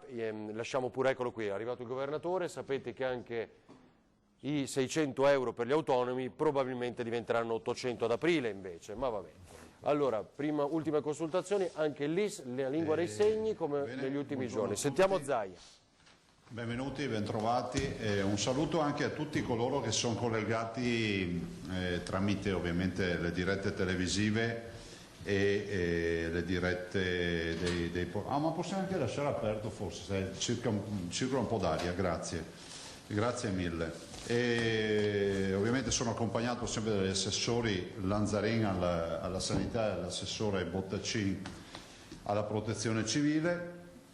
Vi do subito i dati del bollettino quotidiano. Intanto abbiamo raggiunto i 105.784 tamponi, si sta procedendo con i tamponi, peraltro vi devo anche dire che sono già arrivati i primi 10.000 test rapidi e per fine settimana, io spero massimo lunedì, dovremo avere il contingente totale che sono 700.000 test rapidi. Le persone in isolamento sono quasi 20.000, sono 19.945. Voi sapete che noi abbiamo puntato tanto su questa partita dei tamponi programmata, vedo che anche l'Harvard Business School cita nel suo review cita l'esempio Veneto, e dico che dei 19.000, 9.155 sono i positivi. Ecco, la crescita dei positivi rispetto alle giornate precedenti e quello che accadrà nei prossimi giorni, valutatela fino a un certo punto come un dato di trend, perché abbiamo un contingente di almeno 6-7.000 tamponi fermi in attesa di analisi, in quanto abbiamo un problema delle procedure e dei kit che vengono a mancare, quindi abbiamo dovuto frenare il tema in laboratorio, in quanto c'è accumulo di tamponi, perché soprattutto su Padova, visto e considerato che Padova è un punto di riferimento per molte USL. 2036 sono i ricoverati, siamo a 2000 persone ricoverate, non aggiungo altro. Questo dà una dimensione anche della programmazione che fortunatamente abbiamo fatto, anche se qualcuno magari ancora oggi stenta a capire perché. Sono 2000 letti, tradotto per chi non lo ha capito. Tradotto ancora in maniera più chiara, sono 2000 persone che stanno male e sono ricoverate, delle quali ovviamente 356 sono in terapia intensiva. 828 dimessi, stanno crescendo i dimessi, 440 persone che sono decedute, quindi i morti sono 448 purtroppo, e diamo anche quest'ultimo dato positivo di questo giro di numeri, 85 nati. Cosa vi dico? Vi dico che i veneti ci stanno dando una grande mano, perché con le misure restrittive il modello è in ritardo di 5 giorni, perché con le misure restrittive, cioè stare a casa, evitare contatti o quant'altro, in maniera assolutamente seria come ha fatto i veneti, e sapete perché ve lo dico? Perché abbiamo uno studio che poi vi daremo, fatto con i traccianti delle compagnie telefoniche, ne viene fuori che il 55% dei transiti in meno abbiamo avuto intraregionali in virtù delle restrizioni. Quindi abbiamo ridotto della metà le possibilità di incontro tra le persone, e direi le abbiamo ridotte forse 10, 20, 30, 40, 50 volte, se al di là della cella telefonica e del telefonino andiamo a pensare a cosa accade nella nostra vita. Non si esce più, si sta a casa la sera, si evitano relazioni con i vicini, con gli amici, con tutti, quindi immaginate che compressione. Questo ha significato il fatto che 5 giorni di ritardo sulla tabella di marcia, che è un dato positivo. Significa che oggi abbiamo un incremento, sì, di ricoverati, si incrementano i ricoverati ma in maniera meno importante di quello che accadeva ovviamente una settimana o 10 giorni fa. Abbiamo un paio di persone in più in terapia intensiva. Allora, non vi sto dicendo di far festa, vi sto dicendo che qui ci giochiamo il futuro di questa comunità, questa settimana e la prossima. Questa settimana è la settimana che darà la direzione, la prossima è quella che può permetterci di dire chiudiamo la partita e iniziamo la discesa oppure andiamo a schiantarci contro un muro. Tutto dipende da noi. Quindi niente festa, pancia a terra, concentrati ancora su questo sacrificio. Guardate, voi non avete un'idea di quanti ragazzi mi scrivono. Penso di avere 1 migliaio di messaggi all'ora su Instagram. Li saluto tutti. So che è un sacrificio, dalla ragazza, evito di citare i nomi, che mi dice che da 20 giorni non vede più il suo cavallo, ai 100.000 ragazzini e ragazzi che mi dicono che non vedono più il fidanzatino o la fidanzatina. È un sacrificio. A chi ha attività sportive da fare, un sacco. Io veramente ringrazio tutti i giovani che stanno subendo questo. Ieri una ragazza mi ha scritto, una giovane studentessa mi ha scritto: si renda conto che sono 20 giorni che sono chiusa in un appartamento all'8° piano. Questi si stanno sacrificando per la salute dei loro nonni, per la salute propria e di tutta la comunità. Quindi un ringraziamento di cuore intanto ai giovani, perché guardate, per noi magari è un po' più facile stare a casa la sera o avere, diciamo, una vita un po' più regimentata da delle regole. Mettetevi nei panni dei nostri ragazzi che comunque fino a 2 mesi fa erano abituati ad avere porte aperte, libertà, frequentazioni, happy hour, spritz in piazza e tutto quello che ne deriva. Vogliamo tornare a quella normalità, ci arriveremo gradatamente, arriveremo a una normalità che sarà un po' diversa da quella che conoscevamo, perché il mondo che avremo davanti sarà diverso da quello di prima, ma ci arriveremo. Quindi chiedo ai ragazzi ancora di stringere i denti. L'appello lo faccio ai ragazzi, perché se un adulto ha bisogno dell'appello vuol dire che non capisce più niente. Ai ragazzi invece faccio questo appello perché loro sono il motore di questa partita. E si dovrà scrivere alla fine i nipoti hanno salvato i nonni, questa sarà la notizia alla fine, e lo stanno facendo i ragazzi. Grazie di cuore a tutti i ragazzi che mi ascoltano. Vi chiedo ancora un po' di sacrificio. Rinnoverò alcuni provvedimenti, poi i prossimi giorni vi dirò, faremo in modo che ci sia ancora un po' di attenzione. Ho scritto a tutti i prefetti perché non siamo assolutamente convinti che chi è fuori di casa nel raggio di 200 metri deve essere multato semplicemente perché è riuscito a prendere una boccata d'aria. Lo dice l'ordinanza ministeriale, lo diciamo noi che l'ordinanza è più restrittiva, e quindi anche se viene considerato un futile motivo respirare l'aria fuori, per me non è un futile motivo, ci vuole anche un po', come si può dire, di elasticità. Diverso è che se trovi a 200 metri da casa un campetto dove hanno organizzato una partita di pallone, lì allora sì devi andare giù pesante, perché assembramenti zero, ma una persona che esce nel raggio di 263 piedi, passi da casa per prendere una boccata d'aria o per fare come fa lui, a fumare una sigaretta, penso che si possa fare, no? Non è una promozione del fumo, ma è una promozione del fatto che comunque un minimo di libertà. Attenzione che è la settimana cruciale. Guarda, non ve lo dico perché faccio il motivatore, ve lo dico perché se sbagliamo qui ci incasiniamo la vita per la prossima e quelle successive. Stiamo facendo un bel lavoro. Quando dico stiamo, non sto dicendo noi che siamo qui, diciamo i veneti stiamo facendo un bel, noi veneti, che abbiamo affrontato con serietà questa partita. Non possiamo cantare vittoria, non possiamo abbassare la guardia. Questo è un virus terribile. Se riuscite ad avere una mascherina, utilizzate la mascherina. Io me la tolgo solo per parlare con voi. Sappiate che la mascherina è un buon elemento di protezione. Se non ce l'avete, un foulard, qualcosa in casa, una sciarpa, vabbè che adesso comincia a far caldo, e uno straccio, ma utilizzate una copertura per il naso e per la bocca. Il virus non vola, ma viene portato dall'aria. I giapponesi hanno dimostrato, io leggo un po' tutti i report scientifici, c'è un report interessante oggi che dice che i giapponesi con una telecamera a infrarossi che riesce a registrare particelle da 0,1 micron sono riusciti a filmare il virus che fluttua nell'aria. Quindi è fondamentale coprirsi naso e bocca. E questa è una delle indicazioni. Facciamolo anche questa mattina in Comitato della Protezione Civile. Ho chiesto che si liberalizzi l'importazione e lo scambio di mascherine. Perché l'ho chiesto? Perché ormai le chirurgiche si trovano. Le chirurgiche si trovano.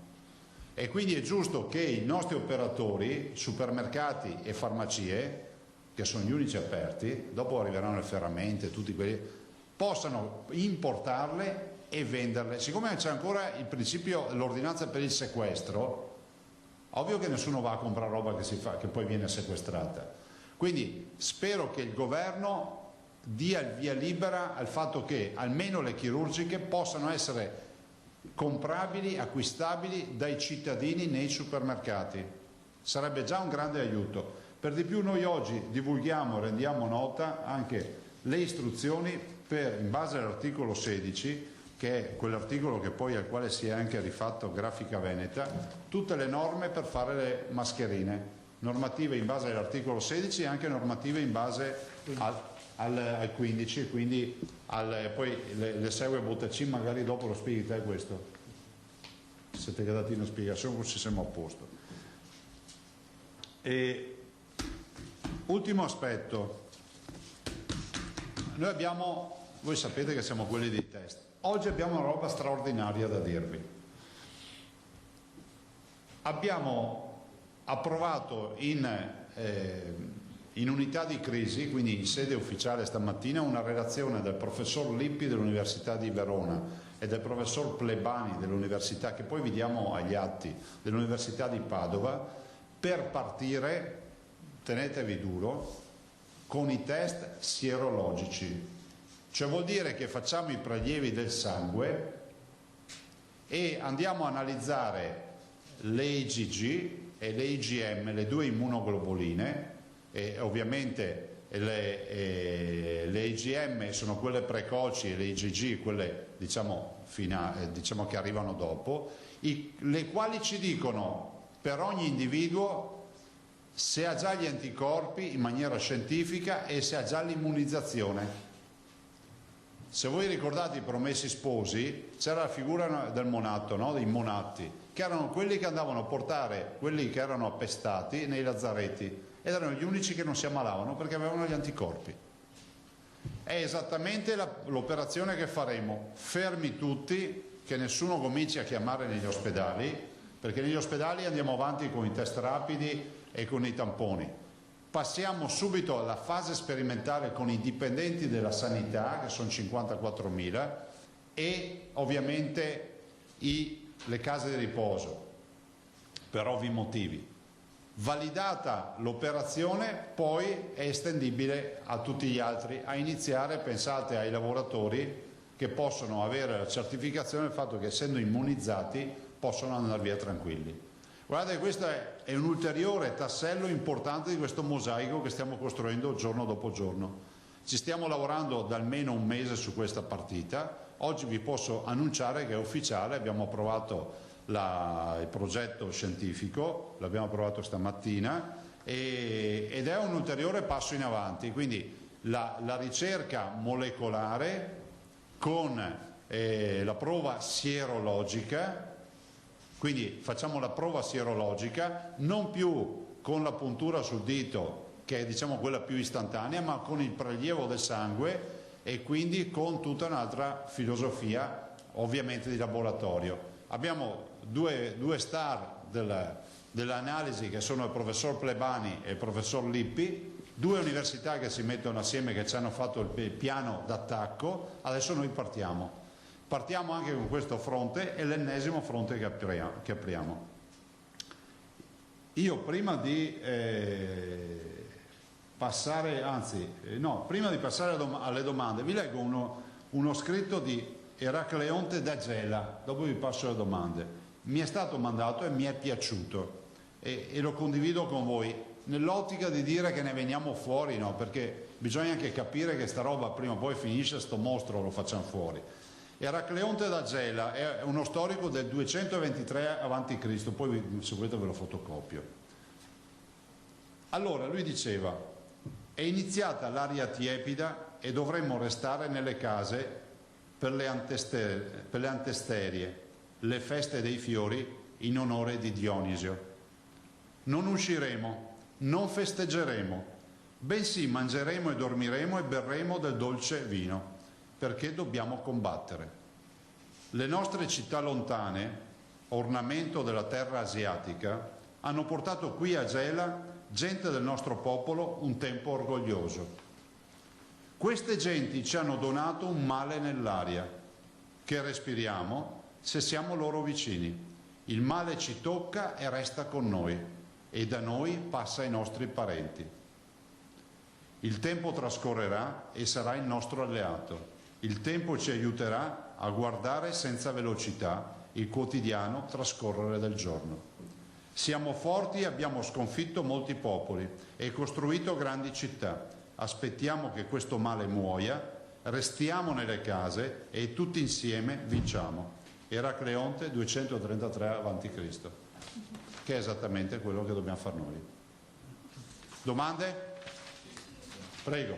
Io ecco, Presidente, per stare insieme da Eracleonte a Pitagora. Sì. Ovvero L'area del quadrato costruito la somma delle aree dei quadrati costruiti sui catteti corrisponde all'area del quadrato costruito sulle ipotenuse.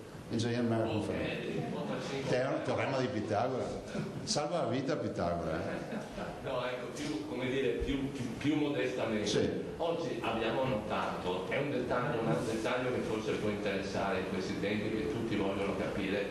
Oggi abbiamo notato una diversa impostazione nel primo report sui dati, dove si introducevano delle voci che non abbiamo ben capito, ovvero si parlava dei casi attualmente positivi, poi si parlava dei deceduti in ospedale ed extraospedalieri e infine dei negativizzati virologici.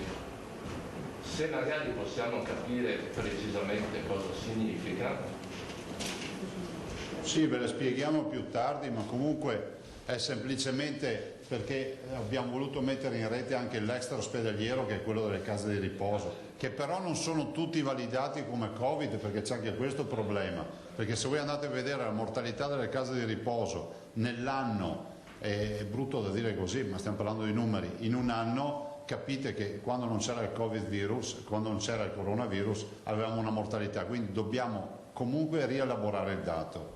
E quindi per essere corretti l'abbiamo citato, ma è sporco come dato. È un'indicazione della protezione civile questa? No, nostra, cioè, noi siamo avanti. Fra l'altro io mi dimentico sempre di dirlo, che mi ha chiamato il Presidente Mattarella, fra l'altro.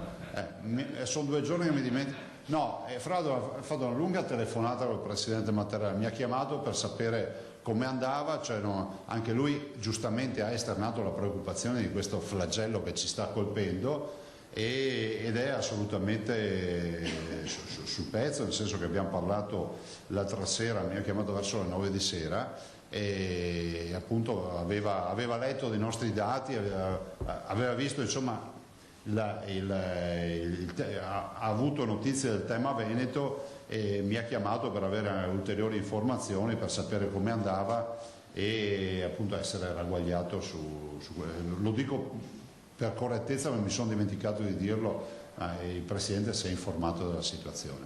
Ha parlato di barbieri, no? No, ho visto ieri quella da barbieri, ma è un problema generale. Adesso convincerò mia moglie a tagliarli. Te vieni anche a te? Ma anche a te non ti scherzi, Prego. Dai che facciamo veloci, l'altro devo fare una videoconferenza poi, ragazzi.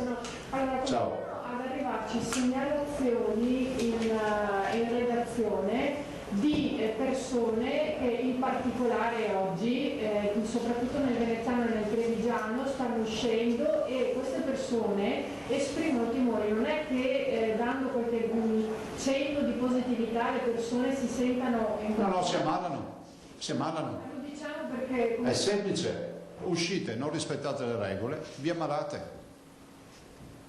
Guardate, io ho un video e ogni giorno ci penso se proiettarlo qui, e ogni giorno dico no, aspetto, ma non escludo di farvi vedere cosa significhi la respirazione di una cassa toracica di un malato in terapia intensiva. Capito? Cioè, quando voi avete visto 3 colpi di respiro di quella cassa toracica di un giovane, fra l'altro avrà 35 anni, capite cosa significa.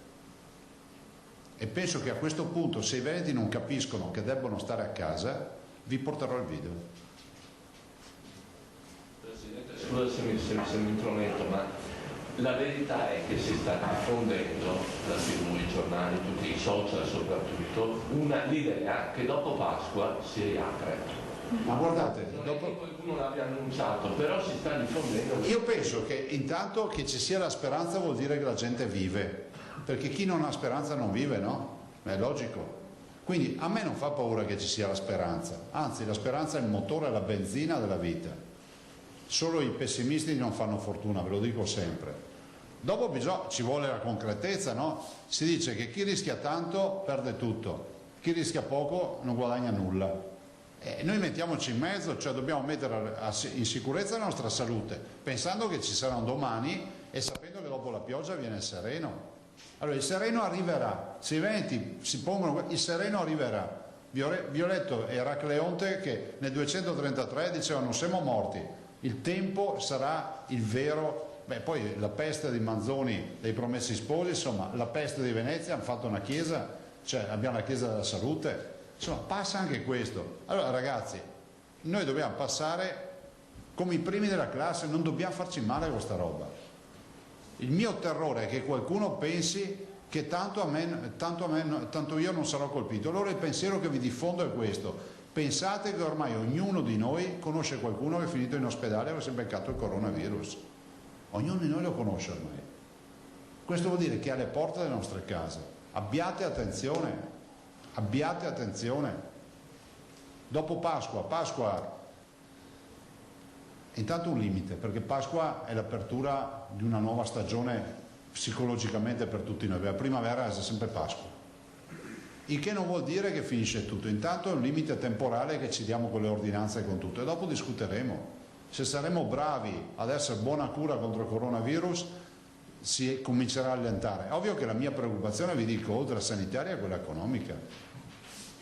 Vi ricordo che la Germania stanzia 550 miliardi e gli Stati Uniti 1000 miliardi, giusto? Ma la Germania è un terzo degli Stati Uniti. Cioè vuol dire che per gli Stati Uniti, per stanziare la stessa cifra che ha stanziato la Germania per abitante, doveva stanziarne 1500 miliardi.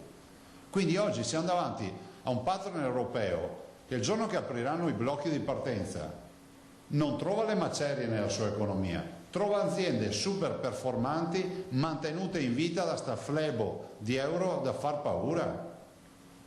C'è il pericolo che all'apertura dei blocchi di partenza, finita la crisi sanitaria, ci sia un paese che ha più competitività su tutti gli altri.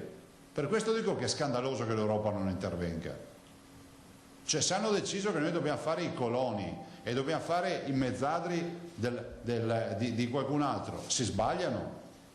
Guardate che il giorno che si aprirà l'economia, che si tornerà a partire, bisogna avere imprese toniche, con flottante, con cassa, con soldi, se no partiamo con difficoltà. Il nostro competitor intanto c'ha la gente che prende 9.000 euro al mese perché chiude il negozio. Non funziona così. L'Europa è maledettamente assente, scandalosamente assente, e lo trovo ancora di più, lasciatemelo dire, e sono europeista, trovo ancora di più vergognoso che si diffondano quei video dei leader europei che dicono forza Italia, avanti così, vi vogliamo come prima. Ma come vi vogliamo come prima? Dovete darci soldi.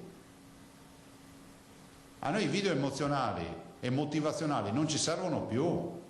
Ci serve una pagnotta qui, che deve essere chiaro questo. L'Europa non può accettare che ci sia un paese che stanzia 550 miliardi e un paese che ne stanzia 25 miliardi. Non sto facendo critiche all'Italia, dico che è una sperequazione europea che non può esistere. Vuol dire che si crea un nuovo mercato europeo finita sta crisi.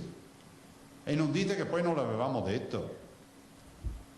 Dopo, a volte dire troppo in anticipo le robe e poi vengono fuori le polemiche, mi è già successa un mese fa. Posso procedere con i italiani? Allora, la Davanzan chiede a quanto ammontano i costi sostenuti dalla Regione Veneto e quanti soldi sono arrivati dal governo. Ma guarda, adesso dal governo in questo momento non abbiamo avuto del materiale, abbiamo 135 respiratori, abbiamo avuto del materiale, però comunque noi fino adesso abbiamo speso 92 milioni di euro. E considerate che gli assessori dove hanno potuto stanno tagliando per riversare tutto sulla sanità. Penso 900.000 euro di pescatori, che ringrazio, la pesca sportiva, davamo 900.000 euro all'anno. Pensate, hanno rinunciato al loro contributo e hanno detto utilizzatelo per la sanità. Cioè, ci sono associazioni che rinunciano al contributo annuale e io le ringrazio tutte e invito anche quelle che non ci hanno ancora pensato a farlo, perché stiamo accumulando tutto a favore della sanità. Piuttosto che gli altri assessori, un po' tutti, insomma, evito di citarne uno perché poi farei un torto agli altri, non è corretto. Daremo una lista comunque di tutto quello che stiamo raschiando dal fondo del barile per buttarlo sulla sanità. Una domanda, è vero che avete fatto slittare il pagamento del bollo auto? Sì, a giugno, fine giugno. Bene, abbiamo la Nicolussi Moro. Mi spiegate meglio il progetto team per i transiti?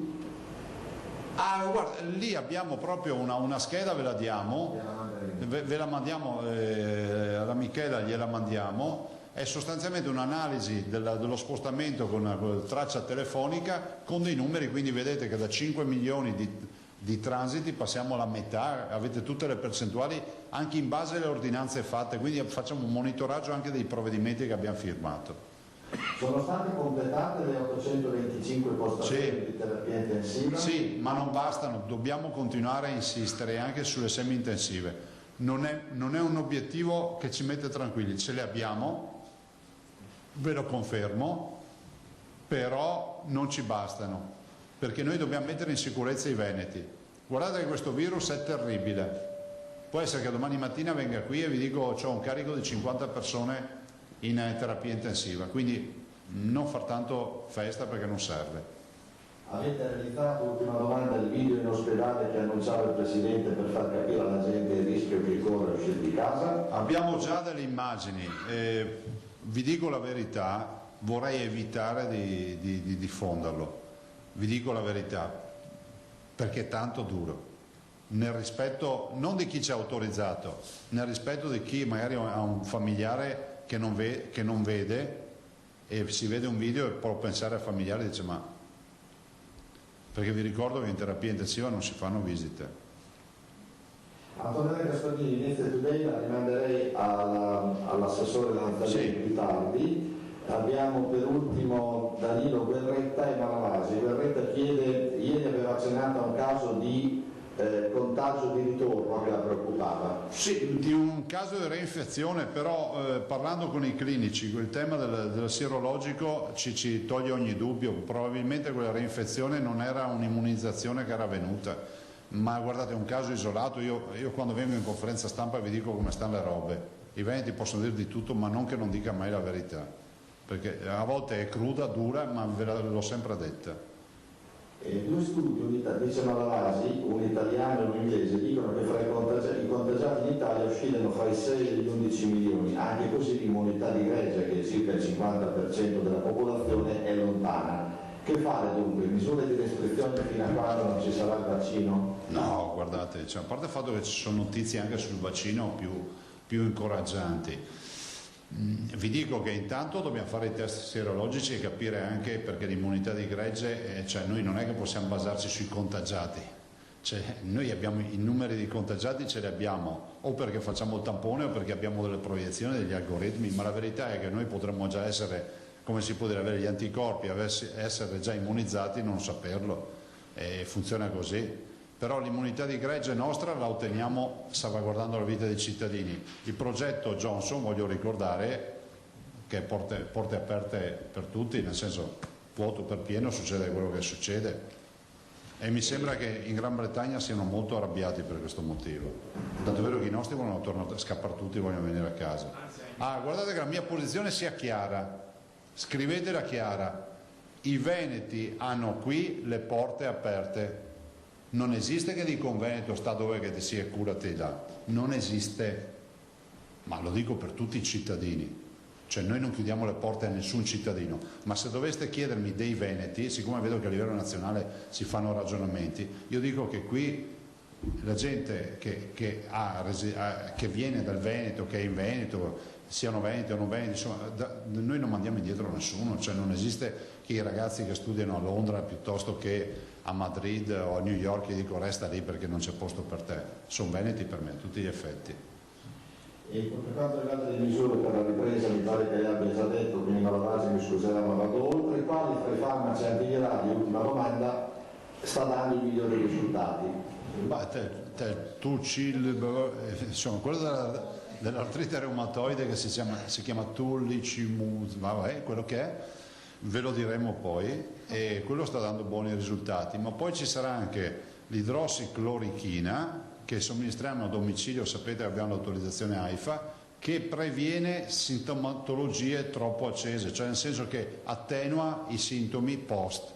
Quindi il piano, fra l'altro, il piano sanitario varato ieri, che poi affineremo meglio nelle prossime ore per renderlo operativo, va nella direzione di dire che comunque noi vogliamo non solo fare un test entro i 5 giorni, non al quinto giorno, entro i 5 giorni dai sintomi a casa, ma anche iniziare il trattamento domiciliare con tutta una rete di attività che stiamo facendo. Vi dico una roba, poi lascio la parola ai due assessori. Prego. Su questo tema, come pensate di coinvolgere i medici in famiglia? Perché ho sentito che c'è un po' di maretta in quel mondo. No, guarda, allora, medici di famiglia sono come la Panda, se non ci fossero bisognerebbe inventarli. La ricordate le pubblicità? Io ne parlo col sorriso perché a volte litighiamo con loro, però sono un anello fondamentale del servizio sanitario veneto e sono indispensabili. Allora, noi avremmo programmato che tutti coloro che sono a domicilio e sono asintomatici, che sono in isolamento fiduciario, che non hanno bisogno di un medico, avremmo programmato di farli intercettare telefonicamente dal call center. A noi sembrava e sembra un atto anche, come si può dire, di sensibilità nei confronti di un medico che si deve occupare degli ammalati. Però siccome viene fuori una disponibilità da parte dei medici di base e che è incommiabile, che dicono oltre a occuparsi dei malati nostri, vorremmo occuparci anche della telefonata quotidiana per i nostri pazienti asintomatici che però sono in isolamento. Domani mattina l'assessore Lanzarin li incontra, sia noi che i medici abbiamo altri problemi nella vita in questo momento che baruffare, noi andiamo avanti diritti, se si riesce a trovare dal punto di vista anche di operatività, di avere la garanzia, ma non perché non siano seri, perché noi abbiamo la necessità di sapere telefonata a che ora eccetera, si fa. Cioè si trova una soluzione, ma non esiste che si va a, come si vuole, a mettere in discussione il rapporto con i medici di base. Dopo loro ogni tanto devono dire di più che la ragione è brava, ma questo è un altro discorso. Avrei un'ultima domanda, c'è già una strategia appunto per iniziare con i test anticorpali, i 725 annunciati sono tutta l'operazione o solo un inizio? No, guardate, noi stiamo parlando, non ho parlato di 725, i test anticorpali. No, allora i kit, ma quelli li facciamo ovviamente sugli isolamenti fiduciari, sui dipendenti e su quant'altro. Poi invece il sierologico, proprio come prova scientifica, lo facciamo sui dipendenti degli ospedali e sulle case di riposo. Case di riposo, ringrazio tutti i direttori generali perché stanno andando avanti bene, ci sono anche dati, posso dire, poi lascio all'assessore.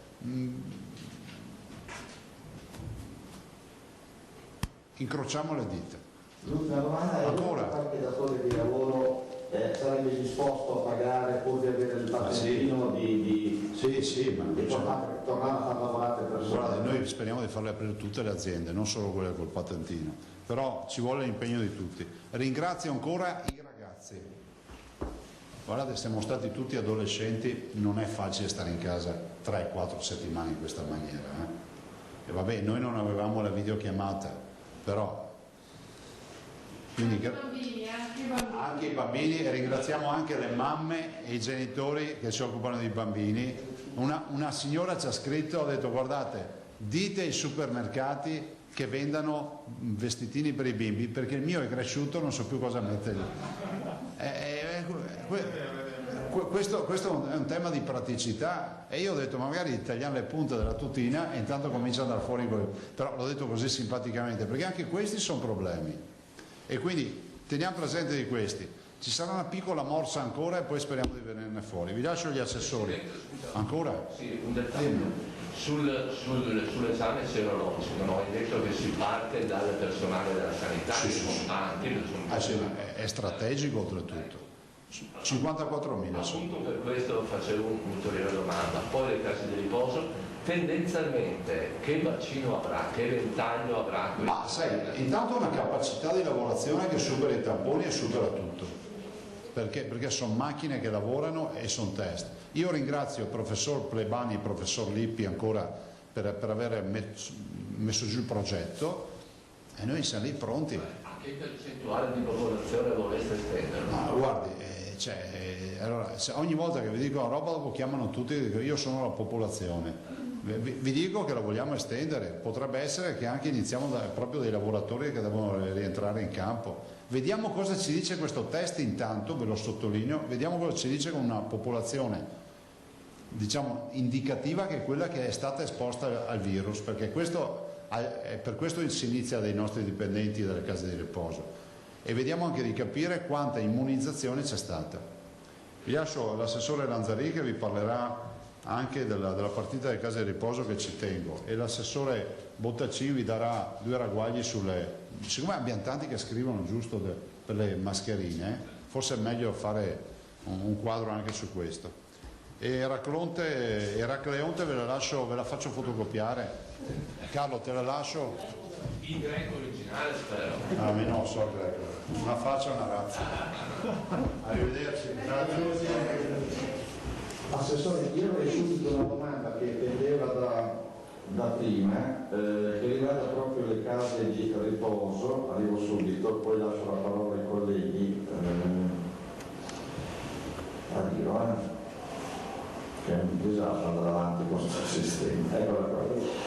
Vorremmo capire se il trasferimento di eventi anziani, parla Gasparini di Venite Today, dalla casa di riposo Sereni Orizzonti di Cinto Maggiore a Torre di Mosto, dicono che questo avviene perché possa diventare ospedale di comunità per i dimessi di Jesolo. Le risulta questo? Allora, voi sapete che noi nel piano che è stato già approvato, che prevedeva i vari step, c'era anche, se vi ricordate, una colonnina che era ospedali di comunità. Ne abbiamo già attivati un bel po' nelle varie USL, perché stiamo trasferendo man mano che le persone dalle malattie infettive o dalla pneumologia possono essere trasferite ma non possono ancora andare a casa, negli ospedali di comunità. È successo nel Padovano, nel Vicentino, nel Trevigiano, e quindi probabilmente rientra in quella parte del piano strategico che era stato approvato, quindi in questo caso.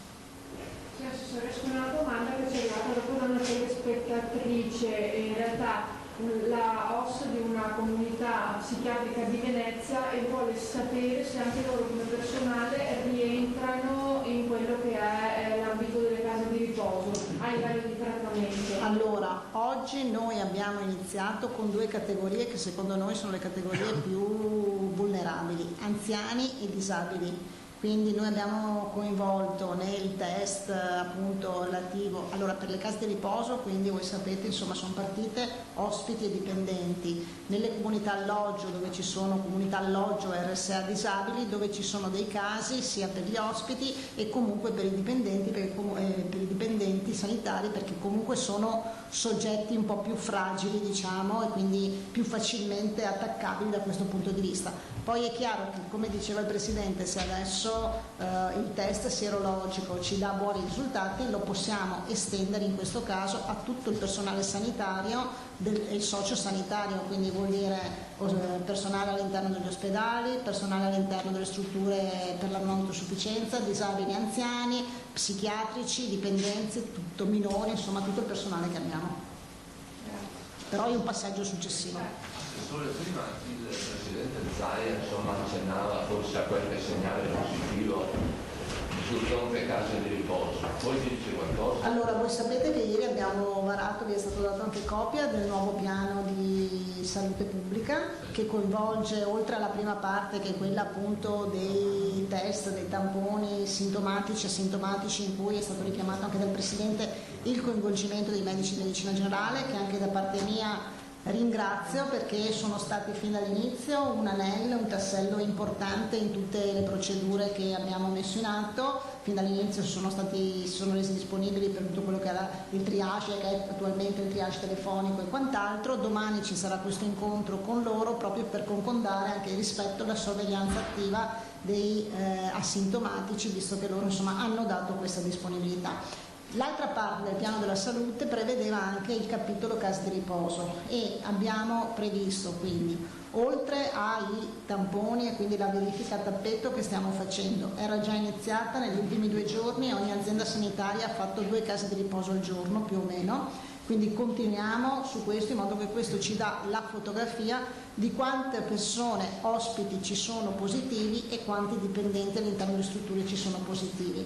Abbiamo ribadito le indicazioni che avevamo già dato con circolare del 16 marzo, quindi all'inizio, diciamo comunque quando il fenomeno insomma era iniziato da poco, in cui dicevamo di isolare i nuclei positivi dai negativi. Lo ribadiamo nel piano che è stato approvato ieri, quindi l'isolamento dei nuclei positivi dai negativi, e qualora ci fosse delle difficoltà strutturali e logistiche all'interno di una casa di riposo, la previsione, anche questo appunto con la supervisione dell'azienda sanitaria di riferimento, di spostare eventualmente i negativi in altre strutture dove insomma diciamo la situazione è diversa, non è compromessa come all'interno di quella struttura. E poi abbiamo anche previsto, e l'incontro di stamattina con il DG ha confermato, anche queste equip che ogni azienda sanitaria ha costituito con professionisti multidisciplinare, quindi dall'infettivologo piuttosto che il geriatra, piuttosto insomma che il pneumologo eccetera, che va di supporto all'interno delle strutture, di verifica dei casi che ci sono dove ci sono i positivi, e anche quindi diciamo così mette in posta anche le terapie da seguire. Abbiamo stamattina nella solita videoconferenza che facciamo, abbiamo cercato di capire situazione quindi USL per USL, e devo dire la verità, insomma noi abbiamo oggi, vi dico, l'USL 1 Dolomiti ha delle situazioni di criticità soprattutto su 2 strutture, però tutto sommato insomma oggi sembrano abbastanza sotto controllo. La 2, la Marca Trevigiana, ha delle situazioni di criticità, le stanno monitorando, sono già entrate le equip appunto diciamo così formate dal personale sanitario. La 3, la Veneziana, invece tutto sommato oggi non ha forti criticità, ha qualche caso singolo, ma proprio un caso singolo in 1 o 2 case, quindi situazione sotto controllo. Idem per la 4, quindi l'Orientale non c'è oggi problemi di questo tipo, comunque non sono state riscontrate. La 5, Fratta Polesine, c'era qualcosa, ma comunque anche lì molto sotto controllo diciamo come situazione. La 6, quindi l'Eurania, è quella che ha le maggiori criticità, con 4 o 5 case di riposo coinvolte, Merlara, Monselice, Galzignano e quella di Padova, Alta Vita Ira di Padova, e quindi lì insomma c'è un lavoro che stanno mettendo in campo, cercando anche di capire rispetto a un'organizzazione come da piano insomma che abbiamo varato ieri. La 7 aveva 2 strutture nel Bassanese, Rossano e Bassano, però insomma dicono che si stanno un po' ricomponendo, più Pedemonte mi sembra qualcosa. La 8 tutto sommato quindi la Berica bene, oggi non ci sono grosse criticità nella Berica.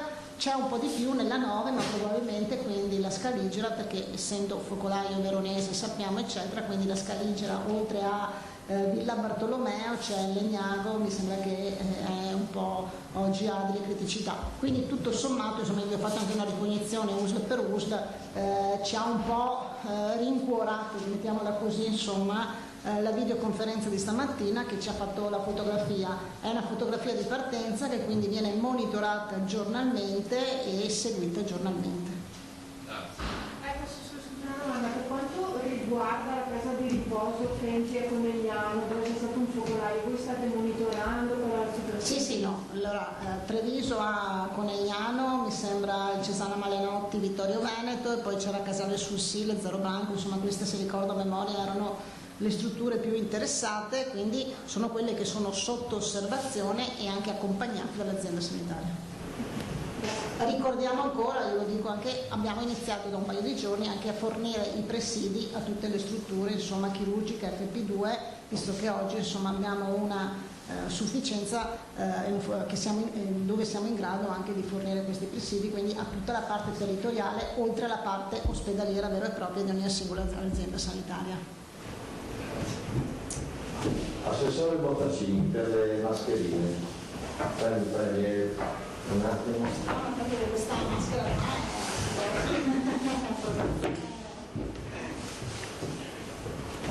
Allora, intanto con le consegne che verranno fatte oggi si superano i 5 milioni di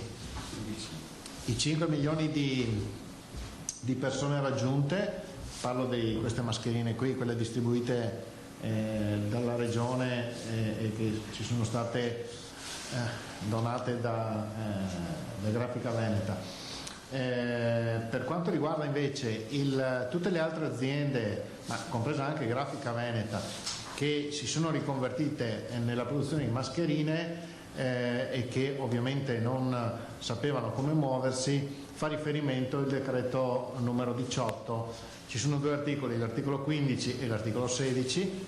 L'articolo 16 dice sostanzialmente che uno le può fare come vuole purché non arrechino danno e sono comunque una protezione che deve essere filtrante aggiuntiva, quindi un miglioramento delle condizioni di sicurezza oggettivo, al di là delle polemiche che ci sono state, e possono essere prodotte in deroga alle normative per il commercio. Per quanto riguarda invece chi vuole produrre mascherine chirurgiche o FFP3 e FFP2, queste rientrano nell'articolo 15 e c'è una procedura semplificata nei tempi ma non nei modi, nel senso che devono rispettare determinate normative. Le chirurgiche sono 2 Euronorm più una 3 in realtà Euronorm, 2 sul prodotto e 1 sul processo, mentre per quanto riguarda FFP2 e FFP3 sono molte di più.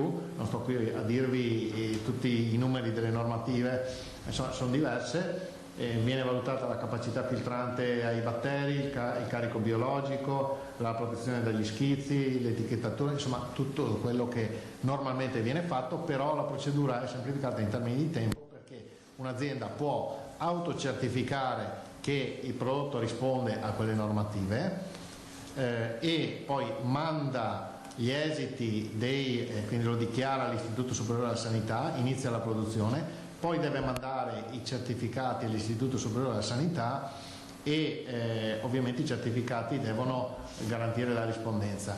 C'era il tema dei tempi, dove andiamo a fare i certificati, in quanto tempo ci fanno i test, e quindi una task force, Regione, Università di Padova, che ringraziamo naturalmente, e Confindustria, Confartigianato, insomma le associazioni di categoria, insieme a Protezione Civile e Vigili del Fuoco, hanno creato questa task force che è ARPAV, che si è messa a disposizione, ha messo a disposizione laboratori e tecnici per velocizzare i tempi e garantire i test in tempi rapidi.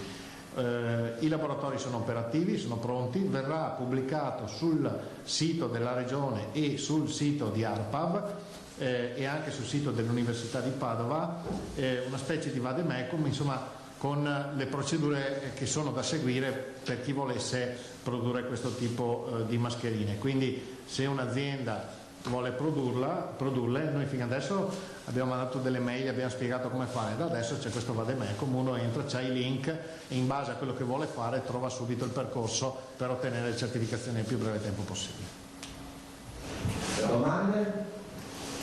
No, è stato chiarissimo. No, l'unica cosa che io non ho... Non ti sentono, no, volevo solo ringraziare, visto che abbiamo ringraziato, visto che sono stati ringraziati giustamente tutti gli attori, tra cui i medici di medicina generale, ci tenevo nel passaggio che ho fatto per le case di riposo e per le strutture, a ringraziare comunque perché stanno facendo veramente un enorme sforzo anche loro, quindi le gestioni delle singole strutture, con tante difficoltà, sappiamo, soprattutto quando ci sono degli operatori positivi e quindi devono cercare di rimodulare tutta l'attività, quindi anche a loro per il sacrificio e il lavoro e l'impegno che stanno.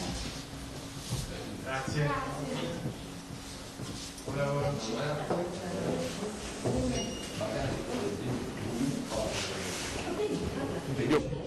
Porca, aspetta.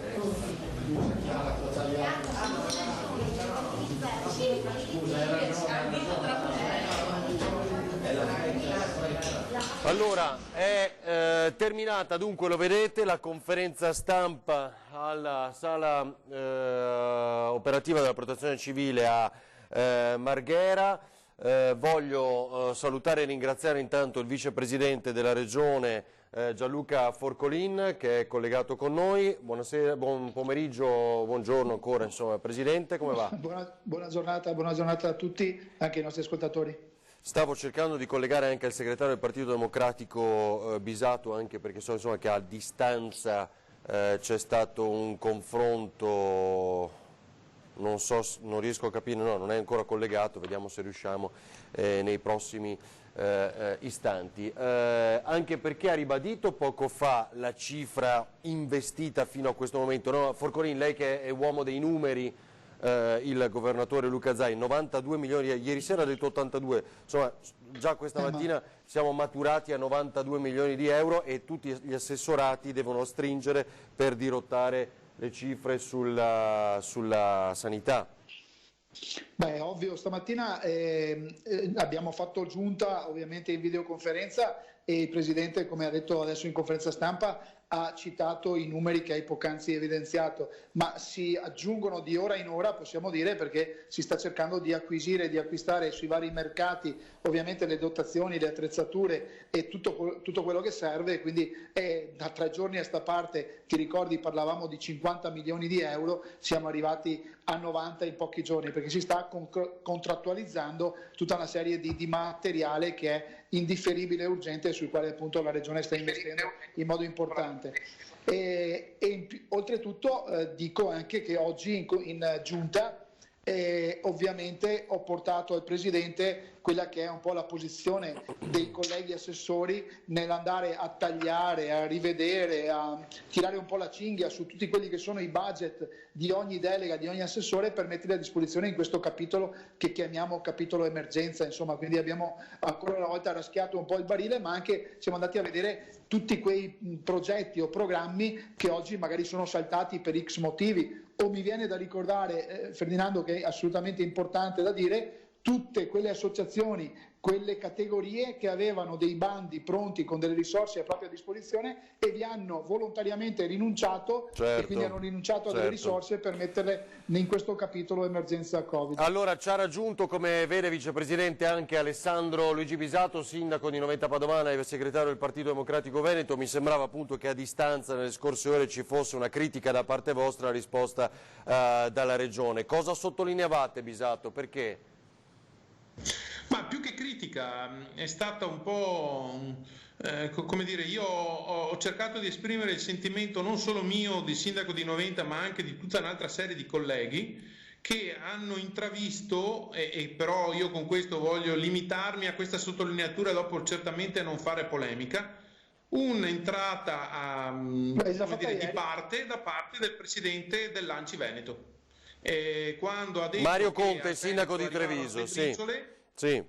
Con la disposizione, quella del Dipartimento di di protezione civile che in fin dei conti mette 28 milioni per il Veneto, mette 1.100.000 per la città di Padova, 600.000 euro per la città di Vicenza, 450.000 euro per la città di Treviso, decine di migliaia di euro in ogni comune. Allora, la sottolineatura che faccio io è questa: noi da una vita, al di là delle appartenenze, diciamo sempre, quando ci sono emergenze, quando ci sono attività da fare, che i comuni sono il primo interfaccia dei cittadini e che hanno la sensazione diretta, a maggior ragione quando i territori sono limitati, piccoli, i comuni sono gestiti quasi ad occhio, cioè de visu, conoscendo casi veramente nella concretezza. Allora, è vero che è un primo trasferimento, che sicuramente non basta, che non dobbiamo vivere di assistenzialismo, ma altrettanto io penso, nel mio piccolo, ma anche tanti altri lo sono la riprova concreta, penso anche il vicepresidente della Regione del Veneto, che saluto, che possono avere avuto contatti in questi giorni con persone. Porto un esempio concreto. C'è non è un caso in Veneto, ce ne possono essere parecchi. La mamma con i figli a carico separata, che aveva mezzo lavoro al mattino e andava a fare le pulizie, lavorava in un'azienda di distribuzione dei pasti. La mettono in cassa integrazione e quindi un pezzettino dello stipendio gli è garantito, diciamo l'80% rispetto al part-time che aveva di 400 euro al mese, vuol dire 300 euro. Quella benedetta donna lì, fra 8 giorni, riesce a mettere in fila tre piatti per lei e per i figli. Allora, non dobbiamo vivere di assistenzialismo. Il Veneto non è la Campania, però farne una polemica perché i trasferimenti sarebbero stati non adeguati. Già previsti o comunque pochi. Forcolin cosa dice?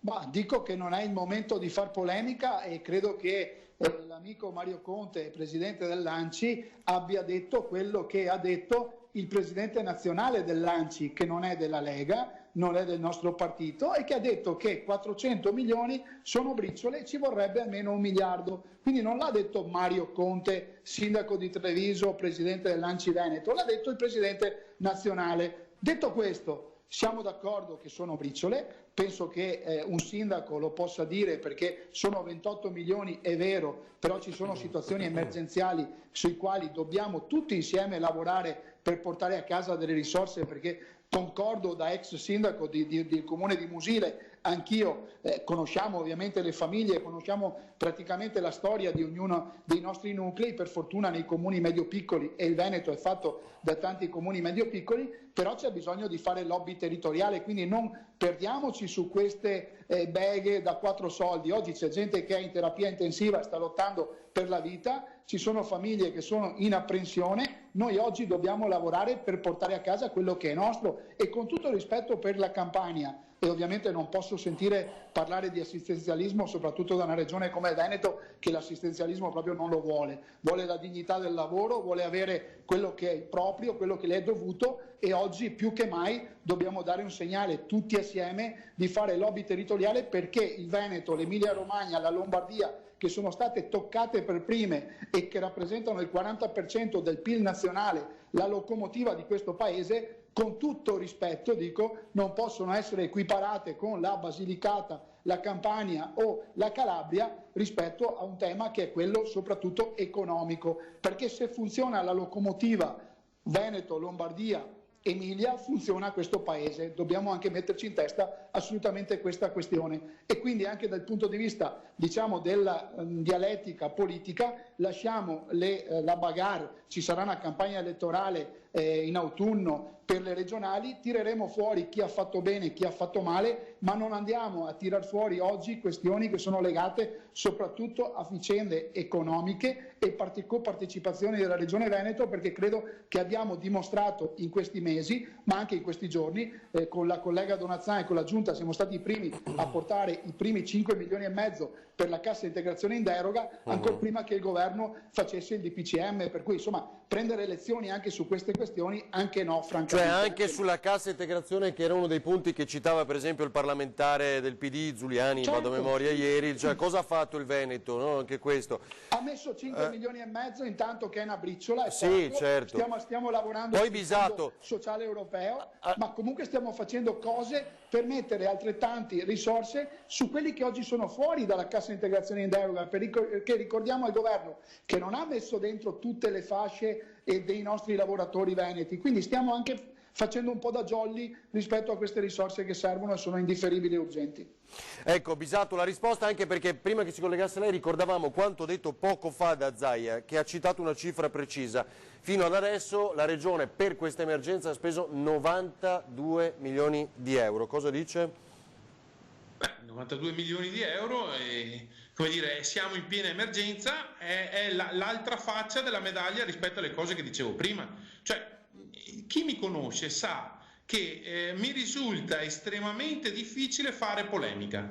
Cioè, sono contrario alla polemica tanto per farla, però non deve essere un atteggiamento unidirezionale. Cioè perché loro hanno fatto polemica sugli stanziamenti da Roma, certo, ho capito. Non può essere chiesta che noi agiamo in totale come stiamo facendo da settimane, perché abbiamo a cuore i nostri cittadini quanto ce li ha a cuore Luca Zaia, il vicepresidente e tutti i suoi collaboratori, e su questo avete visto che noi stiamo tenendo la barra dritta, però non può essere che è merito del locale e quando va male è colpa del nazionale. Cioè, siamo tutti sulla stessa barca, come ha detto per fortuna Papa Francesco. Sì, ma Bisato, però scusami, se il tuo presidente, anzi nazionale, del PD dice che ci vuole 1 miliardo, va bene. Se Conte dice, Mario Conte, che 400 milioni sono pochi, non va bene. Spiegami allora. No, vicepresidente, mi permetta la sottolineatura. Si è voluto entrare capziosamente sul sfrufogliare che la distribuzione di quei 400 milioni che tutti stanno dicendo che avranno la capienza di un tempo determinato, forse di 20 giorni, un mese, perché questo il governo l'ha già detto, quindi stiamo parlando di risorse straordinarie, importanti, perché una volta in tempo di pace, qua siamo in tempo di guerra, se non altro economica, anche se il termine, so che c'è anche un pezzo di opinione pubblica che dice non usate questi termini da guerra perché non siamo in guerra, siamo permettetemi, in pienissima emergenza sanitaria ed economica. Allora, un anno fa, a parlare che fossero arrivati per qualsiasi motivo 28 milioni qua, 15 da un'altra parte, staremo qua a fare grandi discussioni. Adesso 400 milioni sono effettivamente una bazzecola rispetto ai 25 messi a marzo, 25 miliardi, i 50 che si metteranno ad aprile. Insomma, grosse risorse, perché siamo in piena emergenza. Ascolta, Bisato, allora, però, voler entrare nello specifico e dire, mi permetta vicepresidente, mi permetta una sottolineatura perché è importante, perché dà il senso di voler fare o non fare polemica. Se il presidente dell'Anci Veneto, che rappresenta anche me, rappresenta anche il mio comune, tutti gli altri, sta là a dire che dovevano essere, in ragione dell'emergenza sanitaria, dovevano arrivare più risorse a noi qua, siccome stiamo parlando di quelli che domani mattina non riescono a mettere in fila 3 piatti di pasta, la cosa, se mi permettete, riconoscere l'80% in base al numero degli abitanti. Li hanno dati anche al mio comune, ne hanno dati 61.000, anche se il mio comune è il terzo per reddito in Veneto. Li hanno dati anche a me. E io troverò i requisiti più giusti, tra l'altro aperti, burocrazia zero. Il mio segretario comunale dice non è nemmeno un bando, è una disponibilità, chi vuole viene lì e si autocertifica, quindi figurarsi, abbiamo tolto tutti gli orpelli possibili e immaginabili e uno mi esce sulla stampa nazionale dicendo non solo che sono briciole e che ci poteva stare, ma dicendo che qua ci hanno dato le briciole perché le hanno date dall'altra parte, che non è vero, se mi permettete, non è vero, perché se l'80% è in base al numero degli abitanti. Sì, il numero degli abitanti e anche ISEE, ok? Il 20% solo sul rapporto reddito-PIL. Sappiamo come funzionano le cose in qualche parte del paese, sappiamo che c'è anche un'economia sommersa e lo ha detto perfino il ministro Provenzano l'altro giorno, dicendo che c'è qualcuno che vive in altra maniera. Da noi viene perseguito dalla Guardia di Finanza e dall'Agenzia delle Entrate chi vive in un'altra maniera. Da qualche altra parte gli diamo questa ulteriore reddito di cittadinanza, chiamiamolo così, perché gli diamo anche il contributo, perché sono stati bravi, d'altra parte se vivono in un'altra maniera e oggi hanno bisogno si fa questo. Però oggi, ripeto, c'è un tema sul quale dobbiamo essere tutti compatti.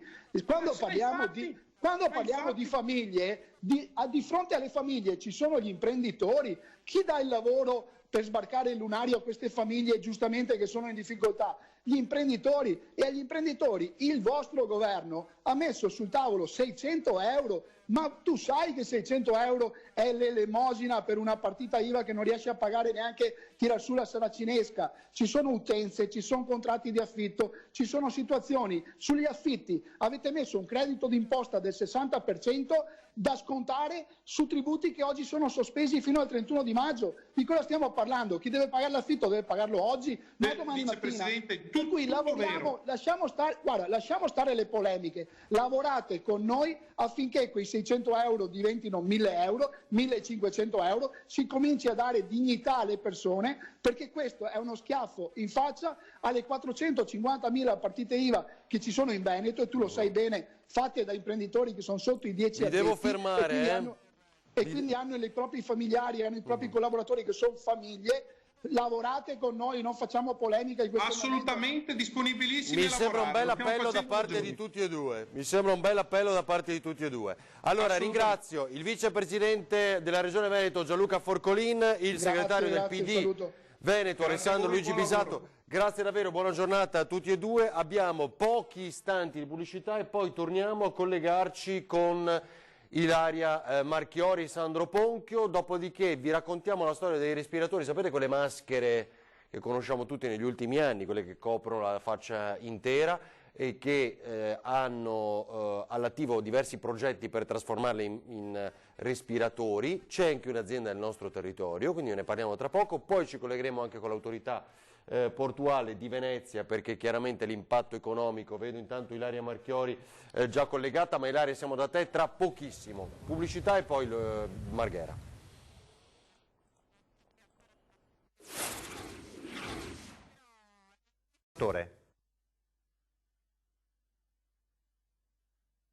Allora, siamo tornati in diretta con la nostra edizione straordinaria, abbiamo sentito il governatore Luca Zaia poco fa, molte notizie, tra queste i 105.000 tamponi fatti nella nostra regione e la partenza dei test sierologici, ma riepiloghiamo un po' tutto insieme a Ilaria Marchiori e Sandro Ponchio da Marghera. Ilaria.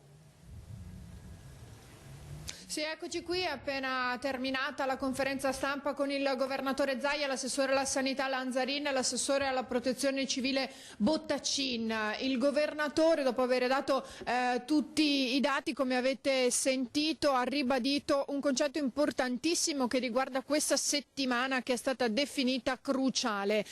Dunque, in base a questo, ha ringraziato tutti i veneti e i cittadini che si stanno comportando bene, anche se poi ha rimproverato chi invece non lo sta facendo, perché sappiamo che anche le nostre redazioni stanno arrivando più e più segnalazioni di gente che ha iniziato ad uscire. Infatti anche noi questa mattina abbiamo visto più persone sulle strade, quindi più automobili in movimento, e la situazione per quanto riguarda il Veneto è soprattutto segnalata nel trevigiano e nel veneziano, e dunque il governatore ha detto malissimo, così non va assolutamente bene, perché se c'è stato qualche segnale positivo questo non significa assolutamente che si possa uscire o che si possa abbassare la guardia, perché la guardia non va abbassata, e non va abbassata soprattutto in questo momento e in questa settimana che per noi è cruciale. Dopo aver detto questo ha ribadito anche l'importanza di coprirsi sempre bocca e naso con le mascherine, o chi non le avesse ancora o non le avesse a portata di mano, comunque farlo con un foulard, una sciarpa, qualcosa, ma comunque tenerli sempre coperti, perché questo virus fluttua, insomma viaggia nell'aria, e per cui anche con il forte vento di questi giorni che sta colpendo soprattutto anche la nostra regione, è importantissimo in questi casi, in queste situazioni, coprirsi benissimo il naso e la bocca e farlo sempre in ogni momento. Anche adesso voi vedete che ho appena abbassato la mascherina, ma solamente per riuscire a poter parlare, a farmi capire meglio, ma proprio al termine del collegamento la rindosseremo anche noi, io e insomma tutte le persone che sono qui, che non devono fare questi collegamenti e parlare attraverso il microfono, perché è fondamentale ascoltare questo consiglio, e soprattutto è un atto di responsabilità non solo per quanto riguarda noi, ma anche per quanto riguarda le persone con cui veniamo a contatto. Come hai già anticipato poco fa, Ferdinando, una notizia importantissima che è stata data oggi dal governatore riguarda il progetto che è stato fatto insieme al professor Plevani e al professor Lippi di partire, cioè con tutta la volontà di poter partire con i test sierologici. Quindi che cosa servono? Fondamentalmente vanno ad analizzare le due emoglobine, l'IMM e l'IMG, proprio per andare a capire se ci sono gli anticorpi all'interno della persona su cui sono state effettuati, e dunque se si sono negativizzati. Questo è importantissimo da capire. Il test sarà effettuato attraverso un prelievo del sangue e non attraverso la puntura sul dito, come ha voluto specificare il Presidente, e dopodiché ci vorranno appunto i tempi tecnici per capire. Si partirà ovviamente prima con il personale sanitario, medici, infermieri e tutte le persone che lavorano nelle strutture ospedaliere, e poi nelle case di riposo. Questo perché potrà poi permettere in un secondo momento, in base anche a quello che sarà il risultato, di intervenire sulla popolazione per poter dare il cosiddetto patentino, per poter rientrare al lavoro e dunque far cercare di tornare il più possibile, il prima possibile, alla normalità per tutti, in modo da poter riprendere mano a mano anche l'economia e cercare di rialzarsi da questa botta tremenda che sta subendo il Paese, che sta subendo la nostra regione, da questa emergenza sanitaria e di conseguenza anche economica. Importantissimo dunque non abbassare la guardia, non facciamolo, nessuno lo faccia in questo momento, è fondamentale, perché altrimenti quelle che potrebbero essere le 2 o le 3 settimane ancora di contenimento potrebbero senza ombra di dubbio aumentare, raddoppiarsi, se non triplicare, se i cittadini non dimostreranno di essere responsabili. Capiamo che è difficile per tutti stare chiusi in casa, ma quello che chiede il governatore è di fare un ulteriore sforzo, di portare ancora pazienza, perché così prima si riesce ad ottenere il risultato che vogliamo, prima si potrà tornare alla normalità. Avete sentito, importantissimo, ha detto che nei prossimi giorni eventualmente farà vedere anche uno di quei video che possiamo definire, che noi già abbiamo mostrato, Ilaria, cruenti, ma soprattutto toccanti, perché l'ULSS 2, sì, in accordo con l'ULSS 2, noi abbiamo sensibilizzato i nostri telespettatori, la popolazione. Ho visto quel passaggio, anche Zaia, pur avendolo annunciato, era poi incerto sull'opportunità o meno di mostrare, perché sono immagini molto forti, perché ha ricordato che cosa significa essere in terapia intensiva. Poi noi in realtà di Antena 3 e Rete Veneta abbiamo già mostrato quel video ormai credo 10 giorni fa, avvertendo preventivamente. È chiaro che si trattava di immagini comunque forti. Prego Ilaria, nel rispetto della privacy, anche questo va detto. Sì. Esattamente, sì, le titubanze del governatore sono soprattutto per non andare a preoccupare ulteriormente i familiari, chi ha delle persone che non può vedere, di cui può avere notizie solamente tramite i medici, e quindi magari vedendo quelle immagini si preoccupa ulteriormente. Fondamentalmente per questo, ma ha detto se è necessario perché ci sono ancora delle persone che non capiscono, allora a questo punto lo farò, quindi non escludiamo speriamo che anche lui magari in uno dei prossimi punti stampa possa far vedere uno di questi video. Ha voluto anche, tra l'altro, ringraziare in particolar modo i più giovani, no? I ragazzi, in tanti gli stanno scrivendo che è difficile, ha detto siamo stati tutti adolescenti, perché dice dagli adulti non mi voglio, dagli adulti mi aspetto responsabilità, anche se abbiamo visto che da alcuni, che neanche da alcuni adulti c'è questa responsabilità, ma fortunatamente sono i meno. Dai ragazzi è un po' più difficile perché siamo stati tutti adolescenti e quindi è più complicato, no? Rimanere chiusi in casa, eppure tantissimi lo stanno facendo dando un atto di responsabilità, anche perché ha detto proprio grazie ai ragazzi che sono il futuro noi possiamo sperare di uscirne ancora meglio.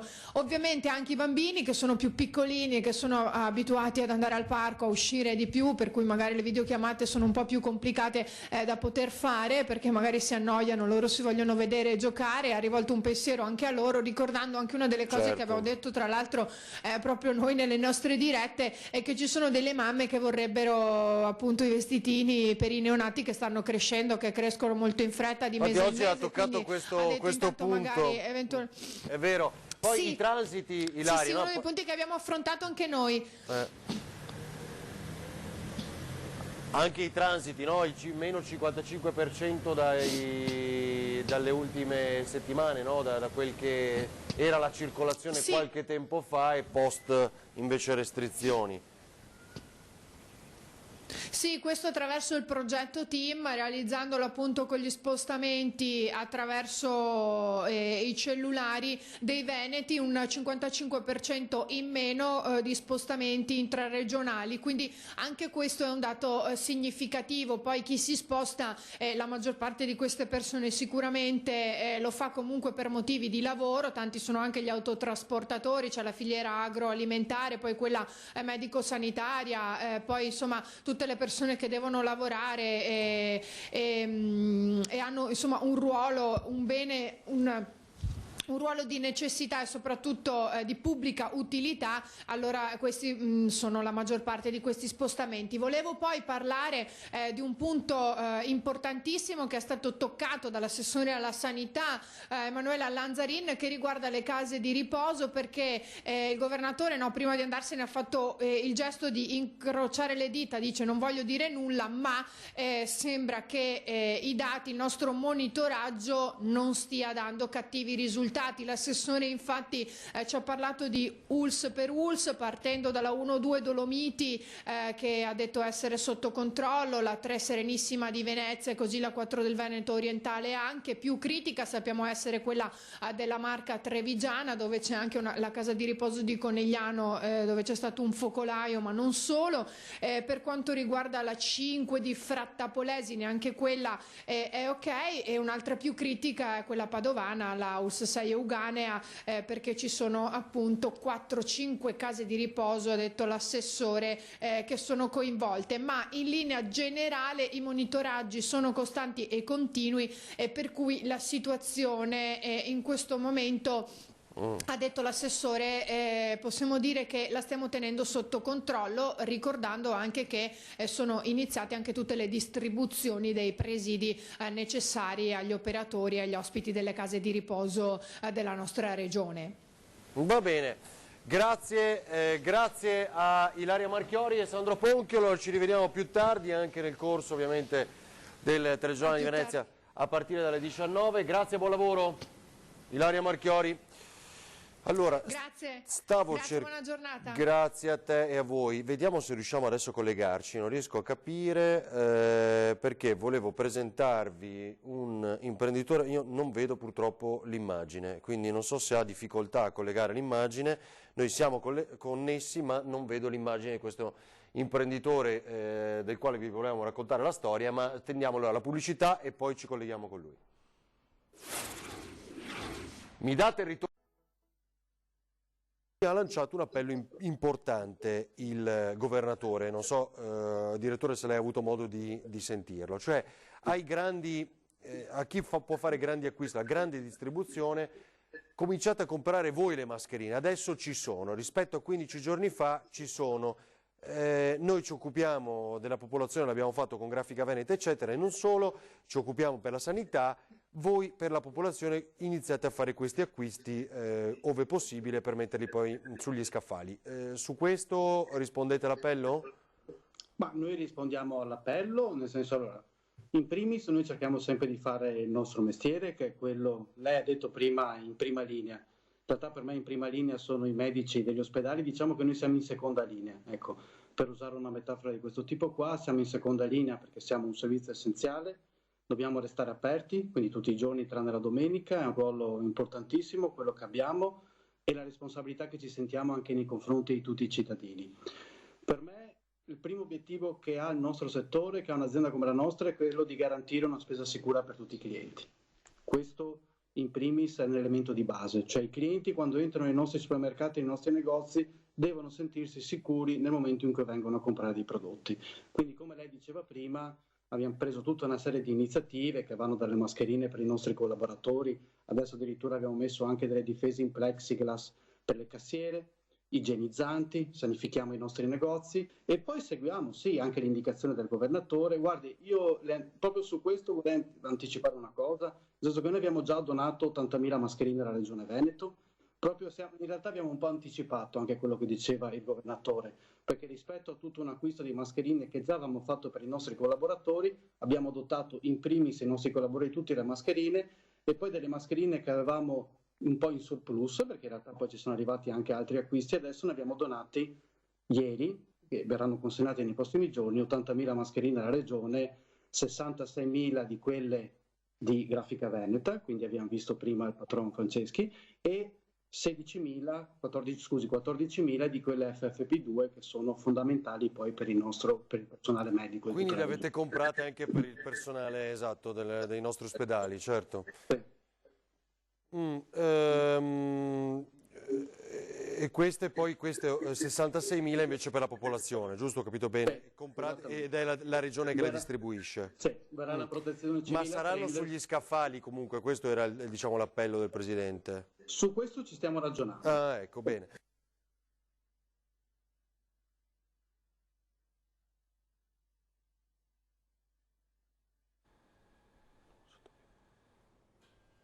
Torniamo in onda, dunque, Fabio Donà, direttore marketing dell'Aspiag Despar, ieri sera in diretta a Ringa. Vi faccio vedere una cosa e poi è pronto il collegamento. Le maschere da snorkeling, avevamo visto tutti questa iniziativa nelle scorse settimane, come si potesse trasformare questo tipo di maschera che conosciamo tutti, quella classica del Decathlon, insomma inutile, non stiamo facendo pubblicità, poi in questo momento siamo tutti in crisi, quindi ci aiutiamo anche tra imprese. E questo è un sistema che sta studiando la Solid World. Abbiamo collegato il Presidente Roberto Rizzo, che ringraziamo. Presidente, grazie, buongiorno.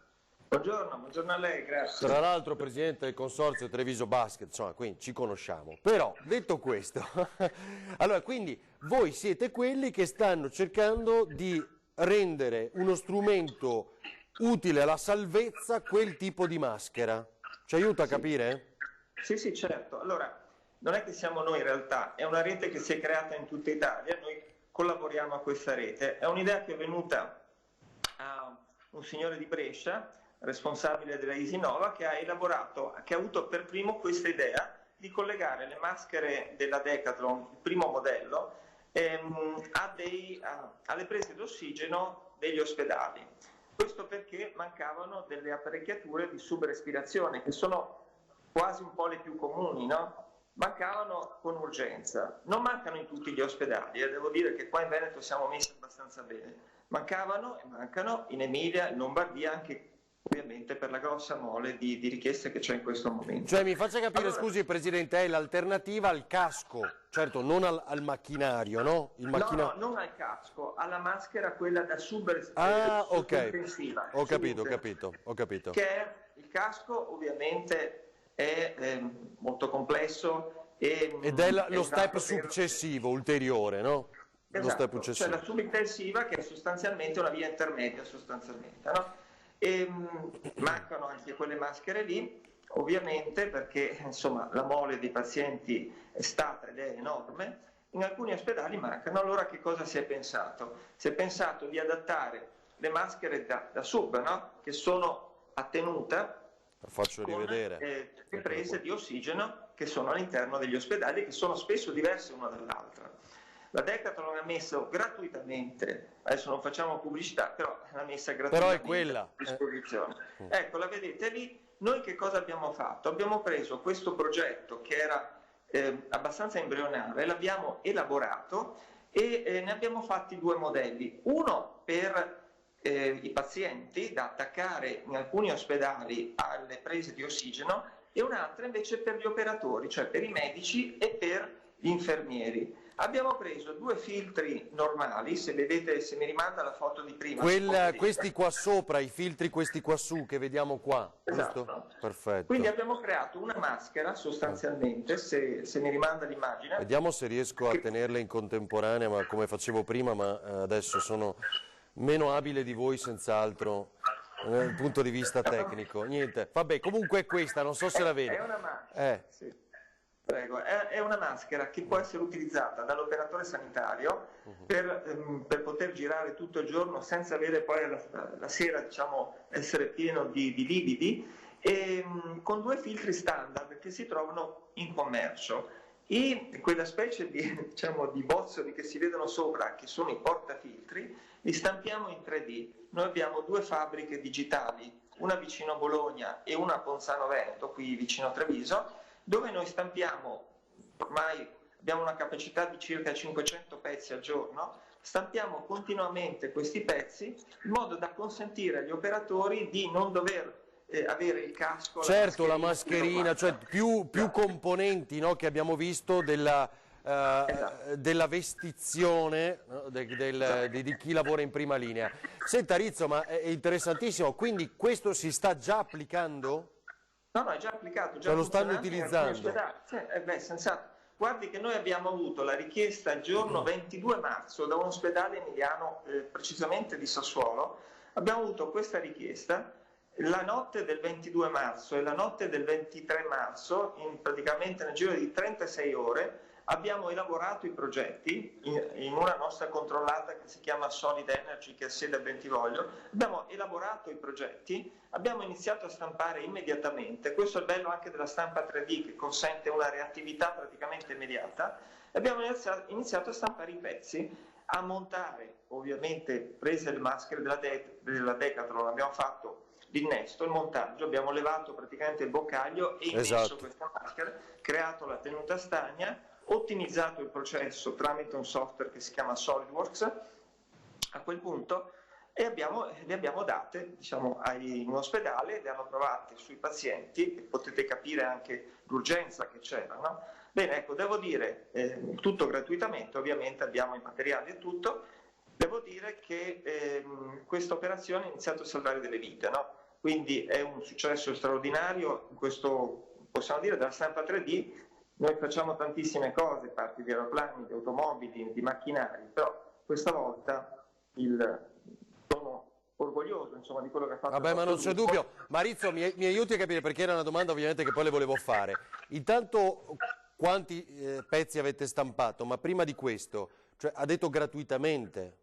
Certo, sì, certo. Cioè voi avete stampato tutto? Certo, stiamo stampando gratuitamente. Beh, sai, in questo momento non siamo i soli, in tutta Italia ci sono tantissime fabbriche, tante stampanti 3D professionali, diciamo quelle grandi, che si sono riconvertite e che stanno stampando questi pezzi, questi connettori sostanzialmente. Sono delle connessioni tra queste maschere e le prese d'ossigeno che ci sono nei vari ospedali, che sono purtroppo diverse spesso da ospedale a ospedale.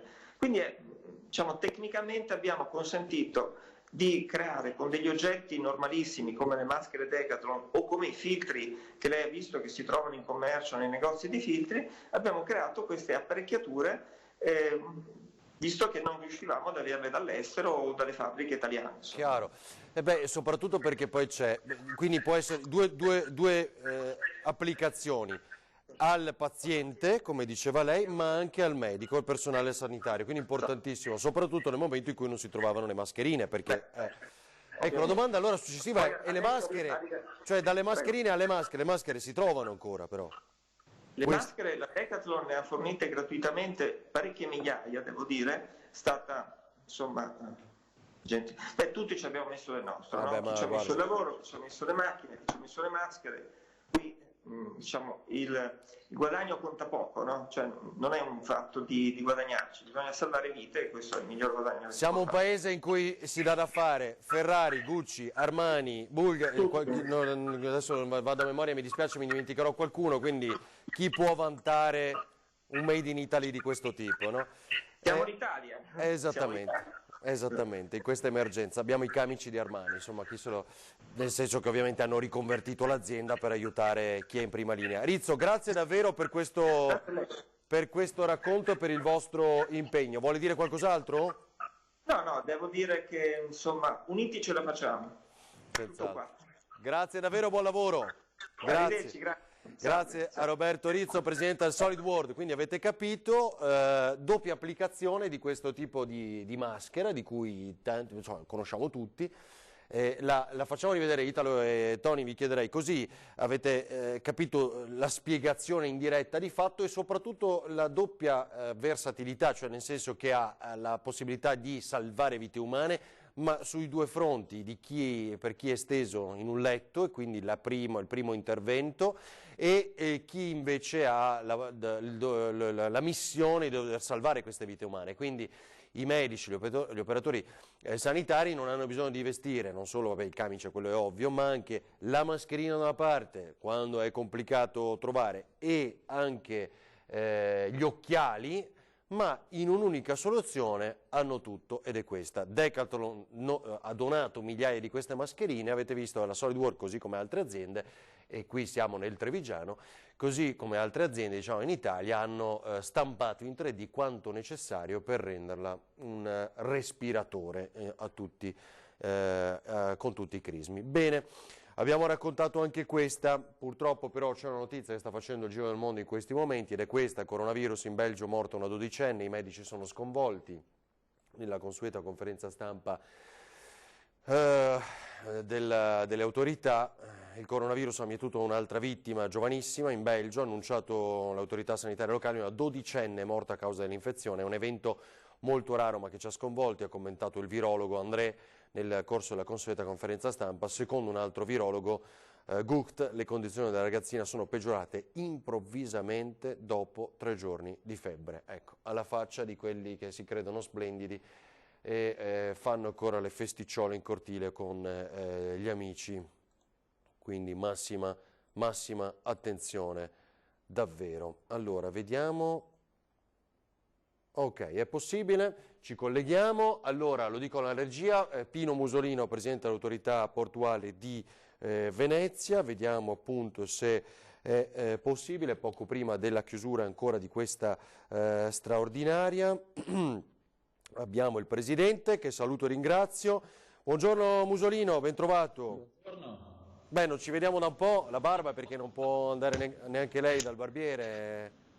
Ma diciamo che è più un rito scaramantico. E infatti, guardi, in tanti devo ammettere, in queste settimane abbiamo scelto questo sistema di attesa fino a una nuova liberazione. Speriamo davvero di essere vicini. Senta, Presidente, stamattina sui giornali abbiamo visto come si abbatte questa emergenza anche sul porto di Venezia. Ci vuole ricordare un po' questi dati? Ma allora, in realtà per il momento, rispetto anche ad altre situazioni, noi, come dire, stiamo tenendo ovviamente una tenuta che nei prossimi mesi risentirà sicuramente comunque di ricadute. Essendo tra i primi che sono partiti, no, noi siamo stati il primo porto a essere in zona rossa già la primo fine settimana di marzo, abbiamo dovuto poi come dire, fare di necessità virtù, e quindi siamo stati i primi ad adottare delle linee guida per poter continuare a operare e lavorare in sicurezza senza pregiudicare la salute dei lavoratori, ma al tempo stesso senza pregiudicare le catene logistiche. Su questo magari eventualmente ci torno. Siamo stati tra i primissimi appunto a utilizzare gli strumenti che il governo ci ha dato nei vari decreti e soprattutto nel decreto cosiddetto Cura Italia per poter alleviare nell'immediato la pressione sulle imprese e sugli operatori. La cosa più rilevante, più importante di tutte, se vuole, è questa: noi dobbiamo cercare il più possibile di non compromettere la tenuta complessiva della nostra economia qui nell'immediato e poi di mettere in piedi una serie di misure che ci permetteranno di uscire magari anche più forti di prima dalla crisi. Però diciamo avete sospeso i canoni demaniali agli imprenditori, ecco, chi ha le concessioni. Questo è un intervento importante. Posso chiederle quanto cuba?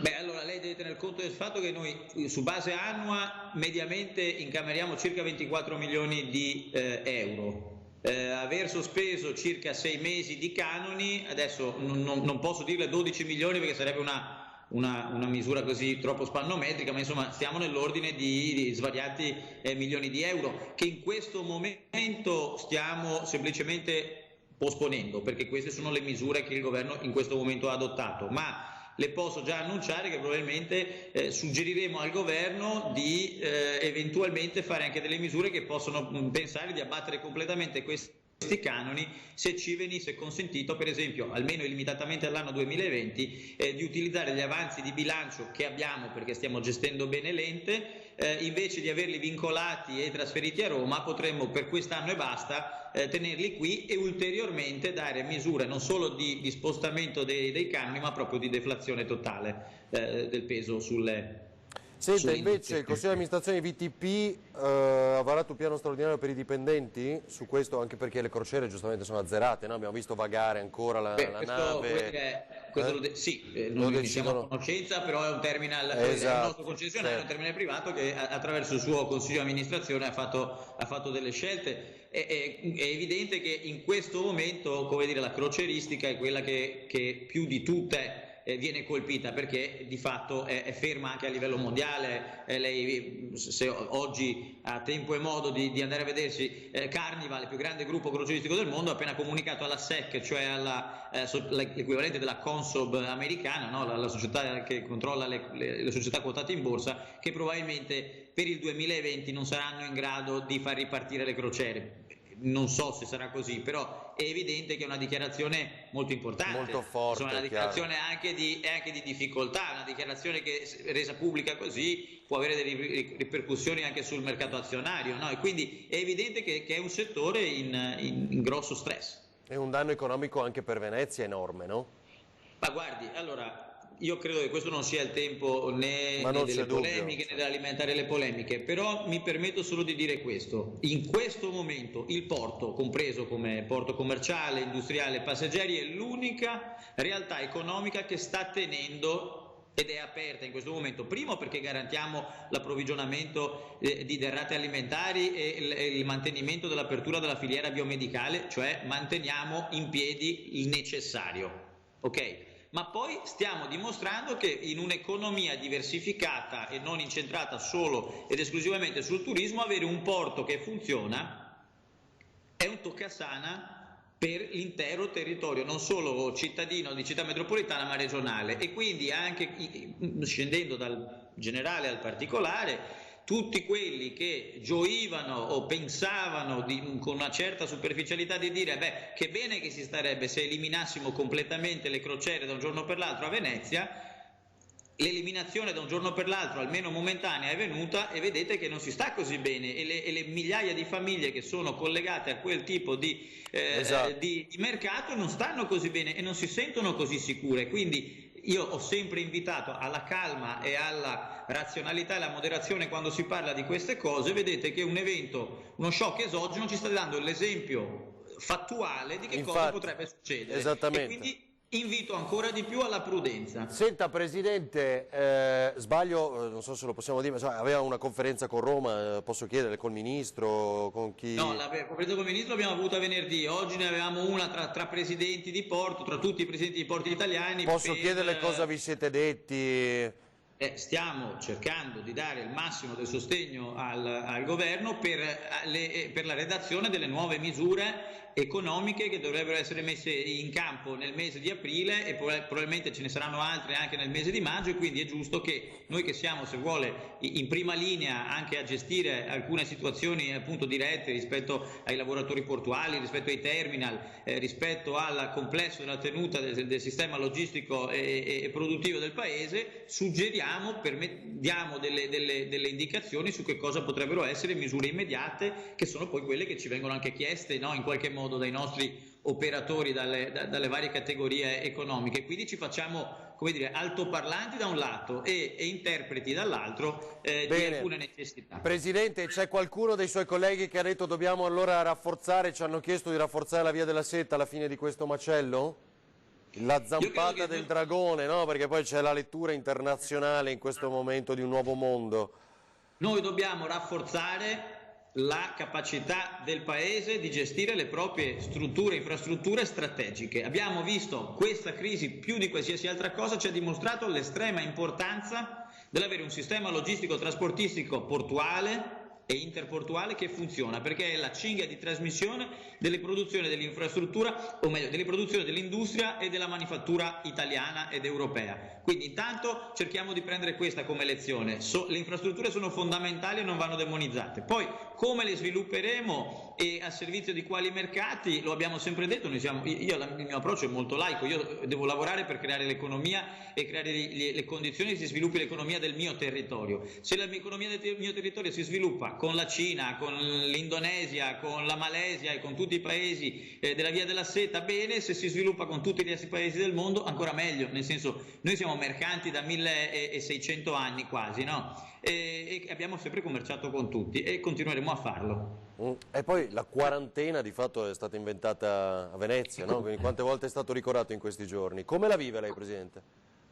La vivo come uno che in questo momento è tutti i giorni in ufficio, ma perché abbiamo mandato l'80% del personale in smart working, quindi ho meno possibilità di incontrare persone in ufficio che a casa, come un veneziano che ahimè ha un bambino piccolo a casa che è 1 mese e mezzo, che di fatto si è beccato 1 mese e mezzo di domiciliari senza aver commesso nessun reato, poverino, e quindi con una discreta difficoltà in una città che invece è bellissima perché è pedonale ed è fatta tutta per essere vissuta per strada, insomma, quindi è evidente che è un momento di grande difficoltà, però noi dalle difficoltà, lo ricordava lei, no? La storia di Venezia è stata una storia anche di grandi tragedie, di grandi difficoltà, da cui di solito Venezia è ripartita più forte, più intelligente e più resiliente di prima. Altro tema, ma comunque, ma davvero l'ultimo flash, ho letto comunque le prove del Mose a ranghi ridotti si fanno, no? Si stanno facendo in queste ore.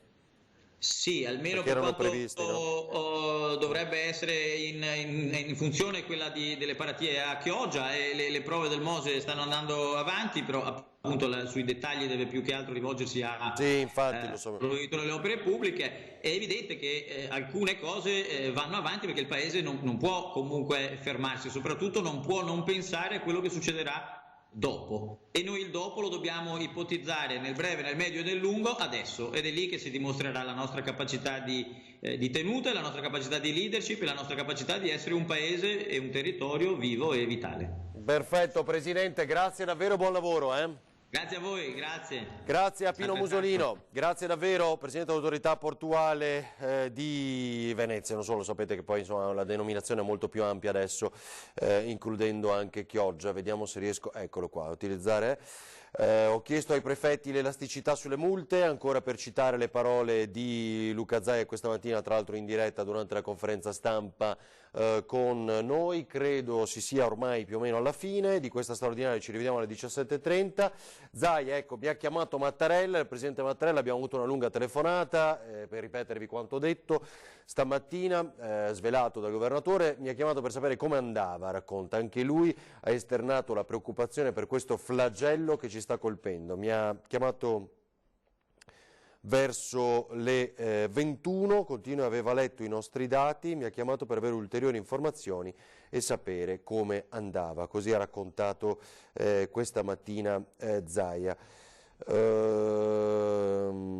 Va bene, qui sono dati che riguardano gli stranieri. Rocca, ecco, questo è importante, la Croce Rossa italiana Fate attenzione a queste parole, sono troppe le notizie che giungono da alcune parti d'Italia che ci narrano di esecrabili intimidazioni ai danni dei soccorritori di ritorno dalle zone rosse, trattati come untori, minacciati dai datori di lavoro di licenziamento o dai vicini di casa di ritorsioni.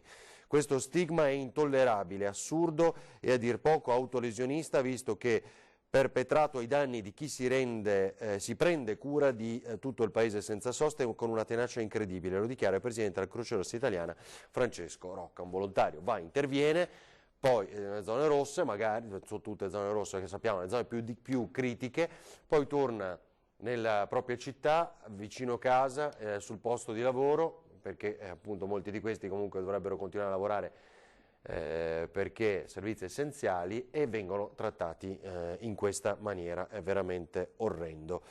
Ecco qua, variati, l'ex sindaco e presidente della provincia di Vicenza, rapidità ed efficienza, dice questi criteri che stanno guidando l'azione del governo per prestare aiuto alle famiglie, ai lavoratori e alle imprese in difficoltà. Già stamani molti comuni italiani hanno trovato nei propri conti correnti le prime risorse stanziate per l'emergenza, mentre proprio in queste ore è stato firmato l'accordo tra governo, banche e parti sociali. Le banche potranno liquidare subito ai propri clienti un anticipo della cassa integrazione aziendale, così accelerando di molto i tempi con cui i lavoratori potranno ricevere la misura di supporto.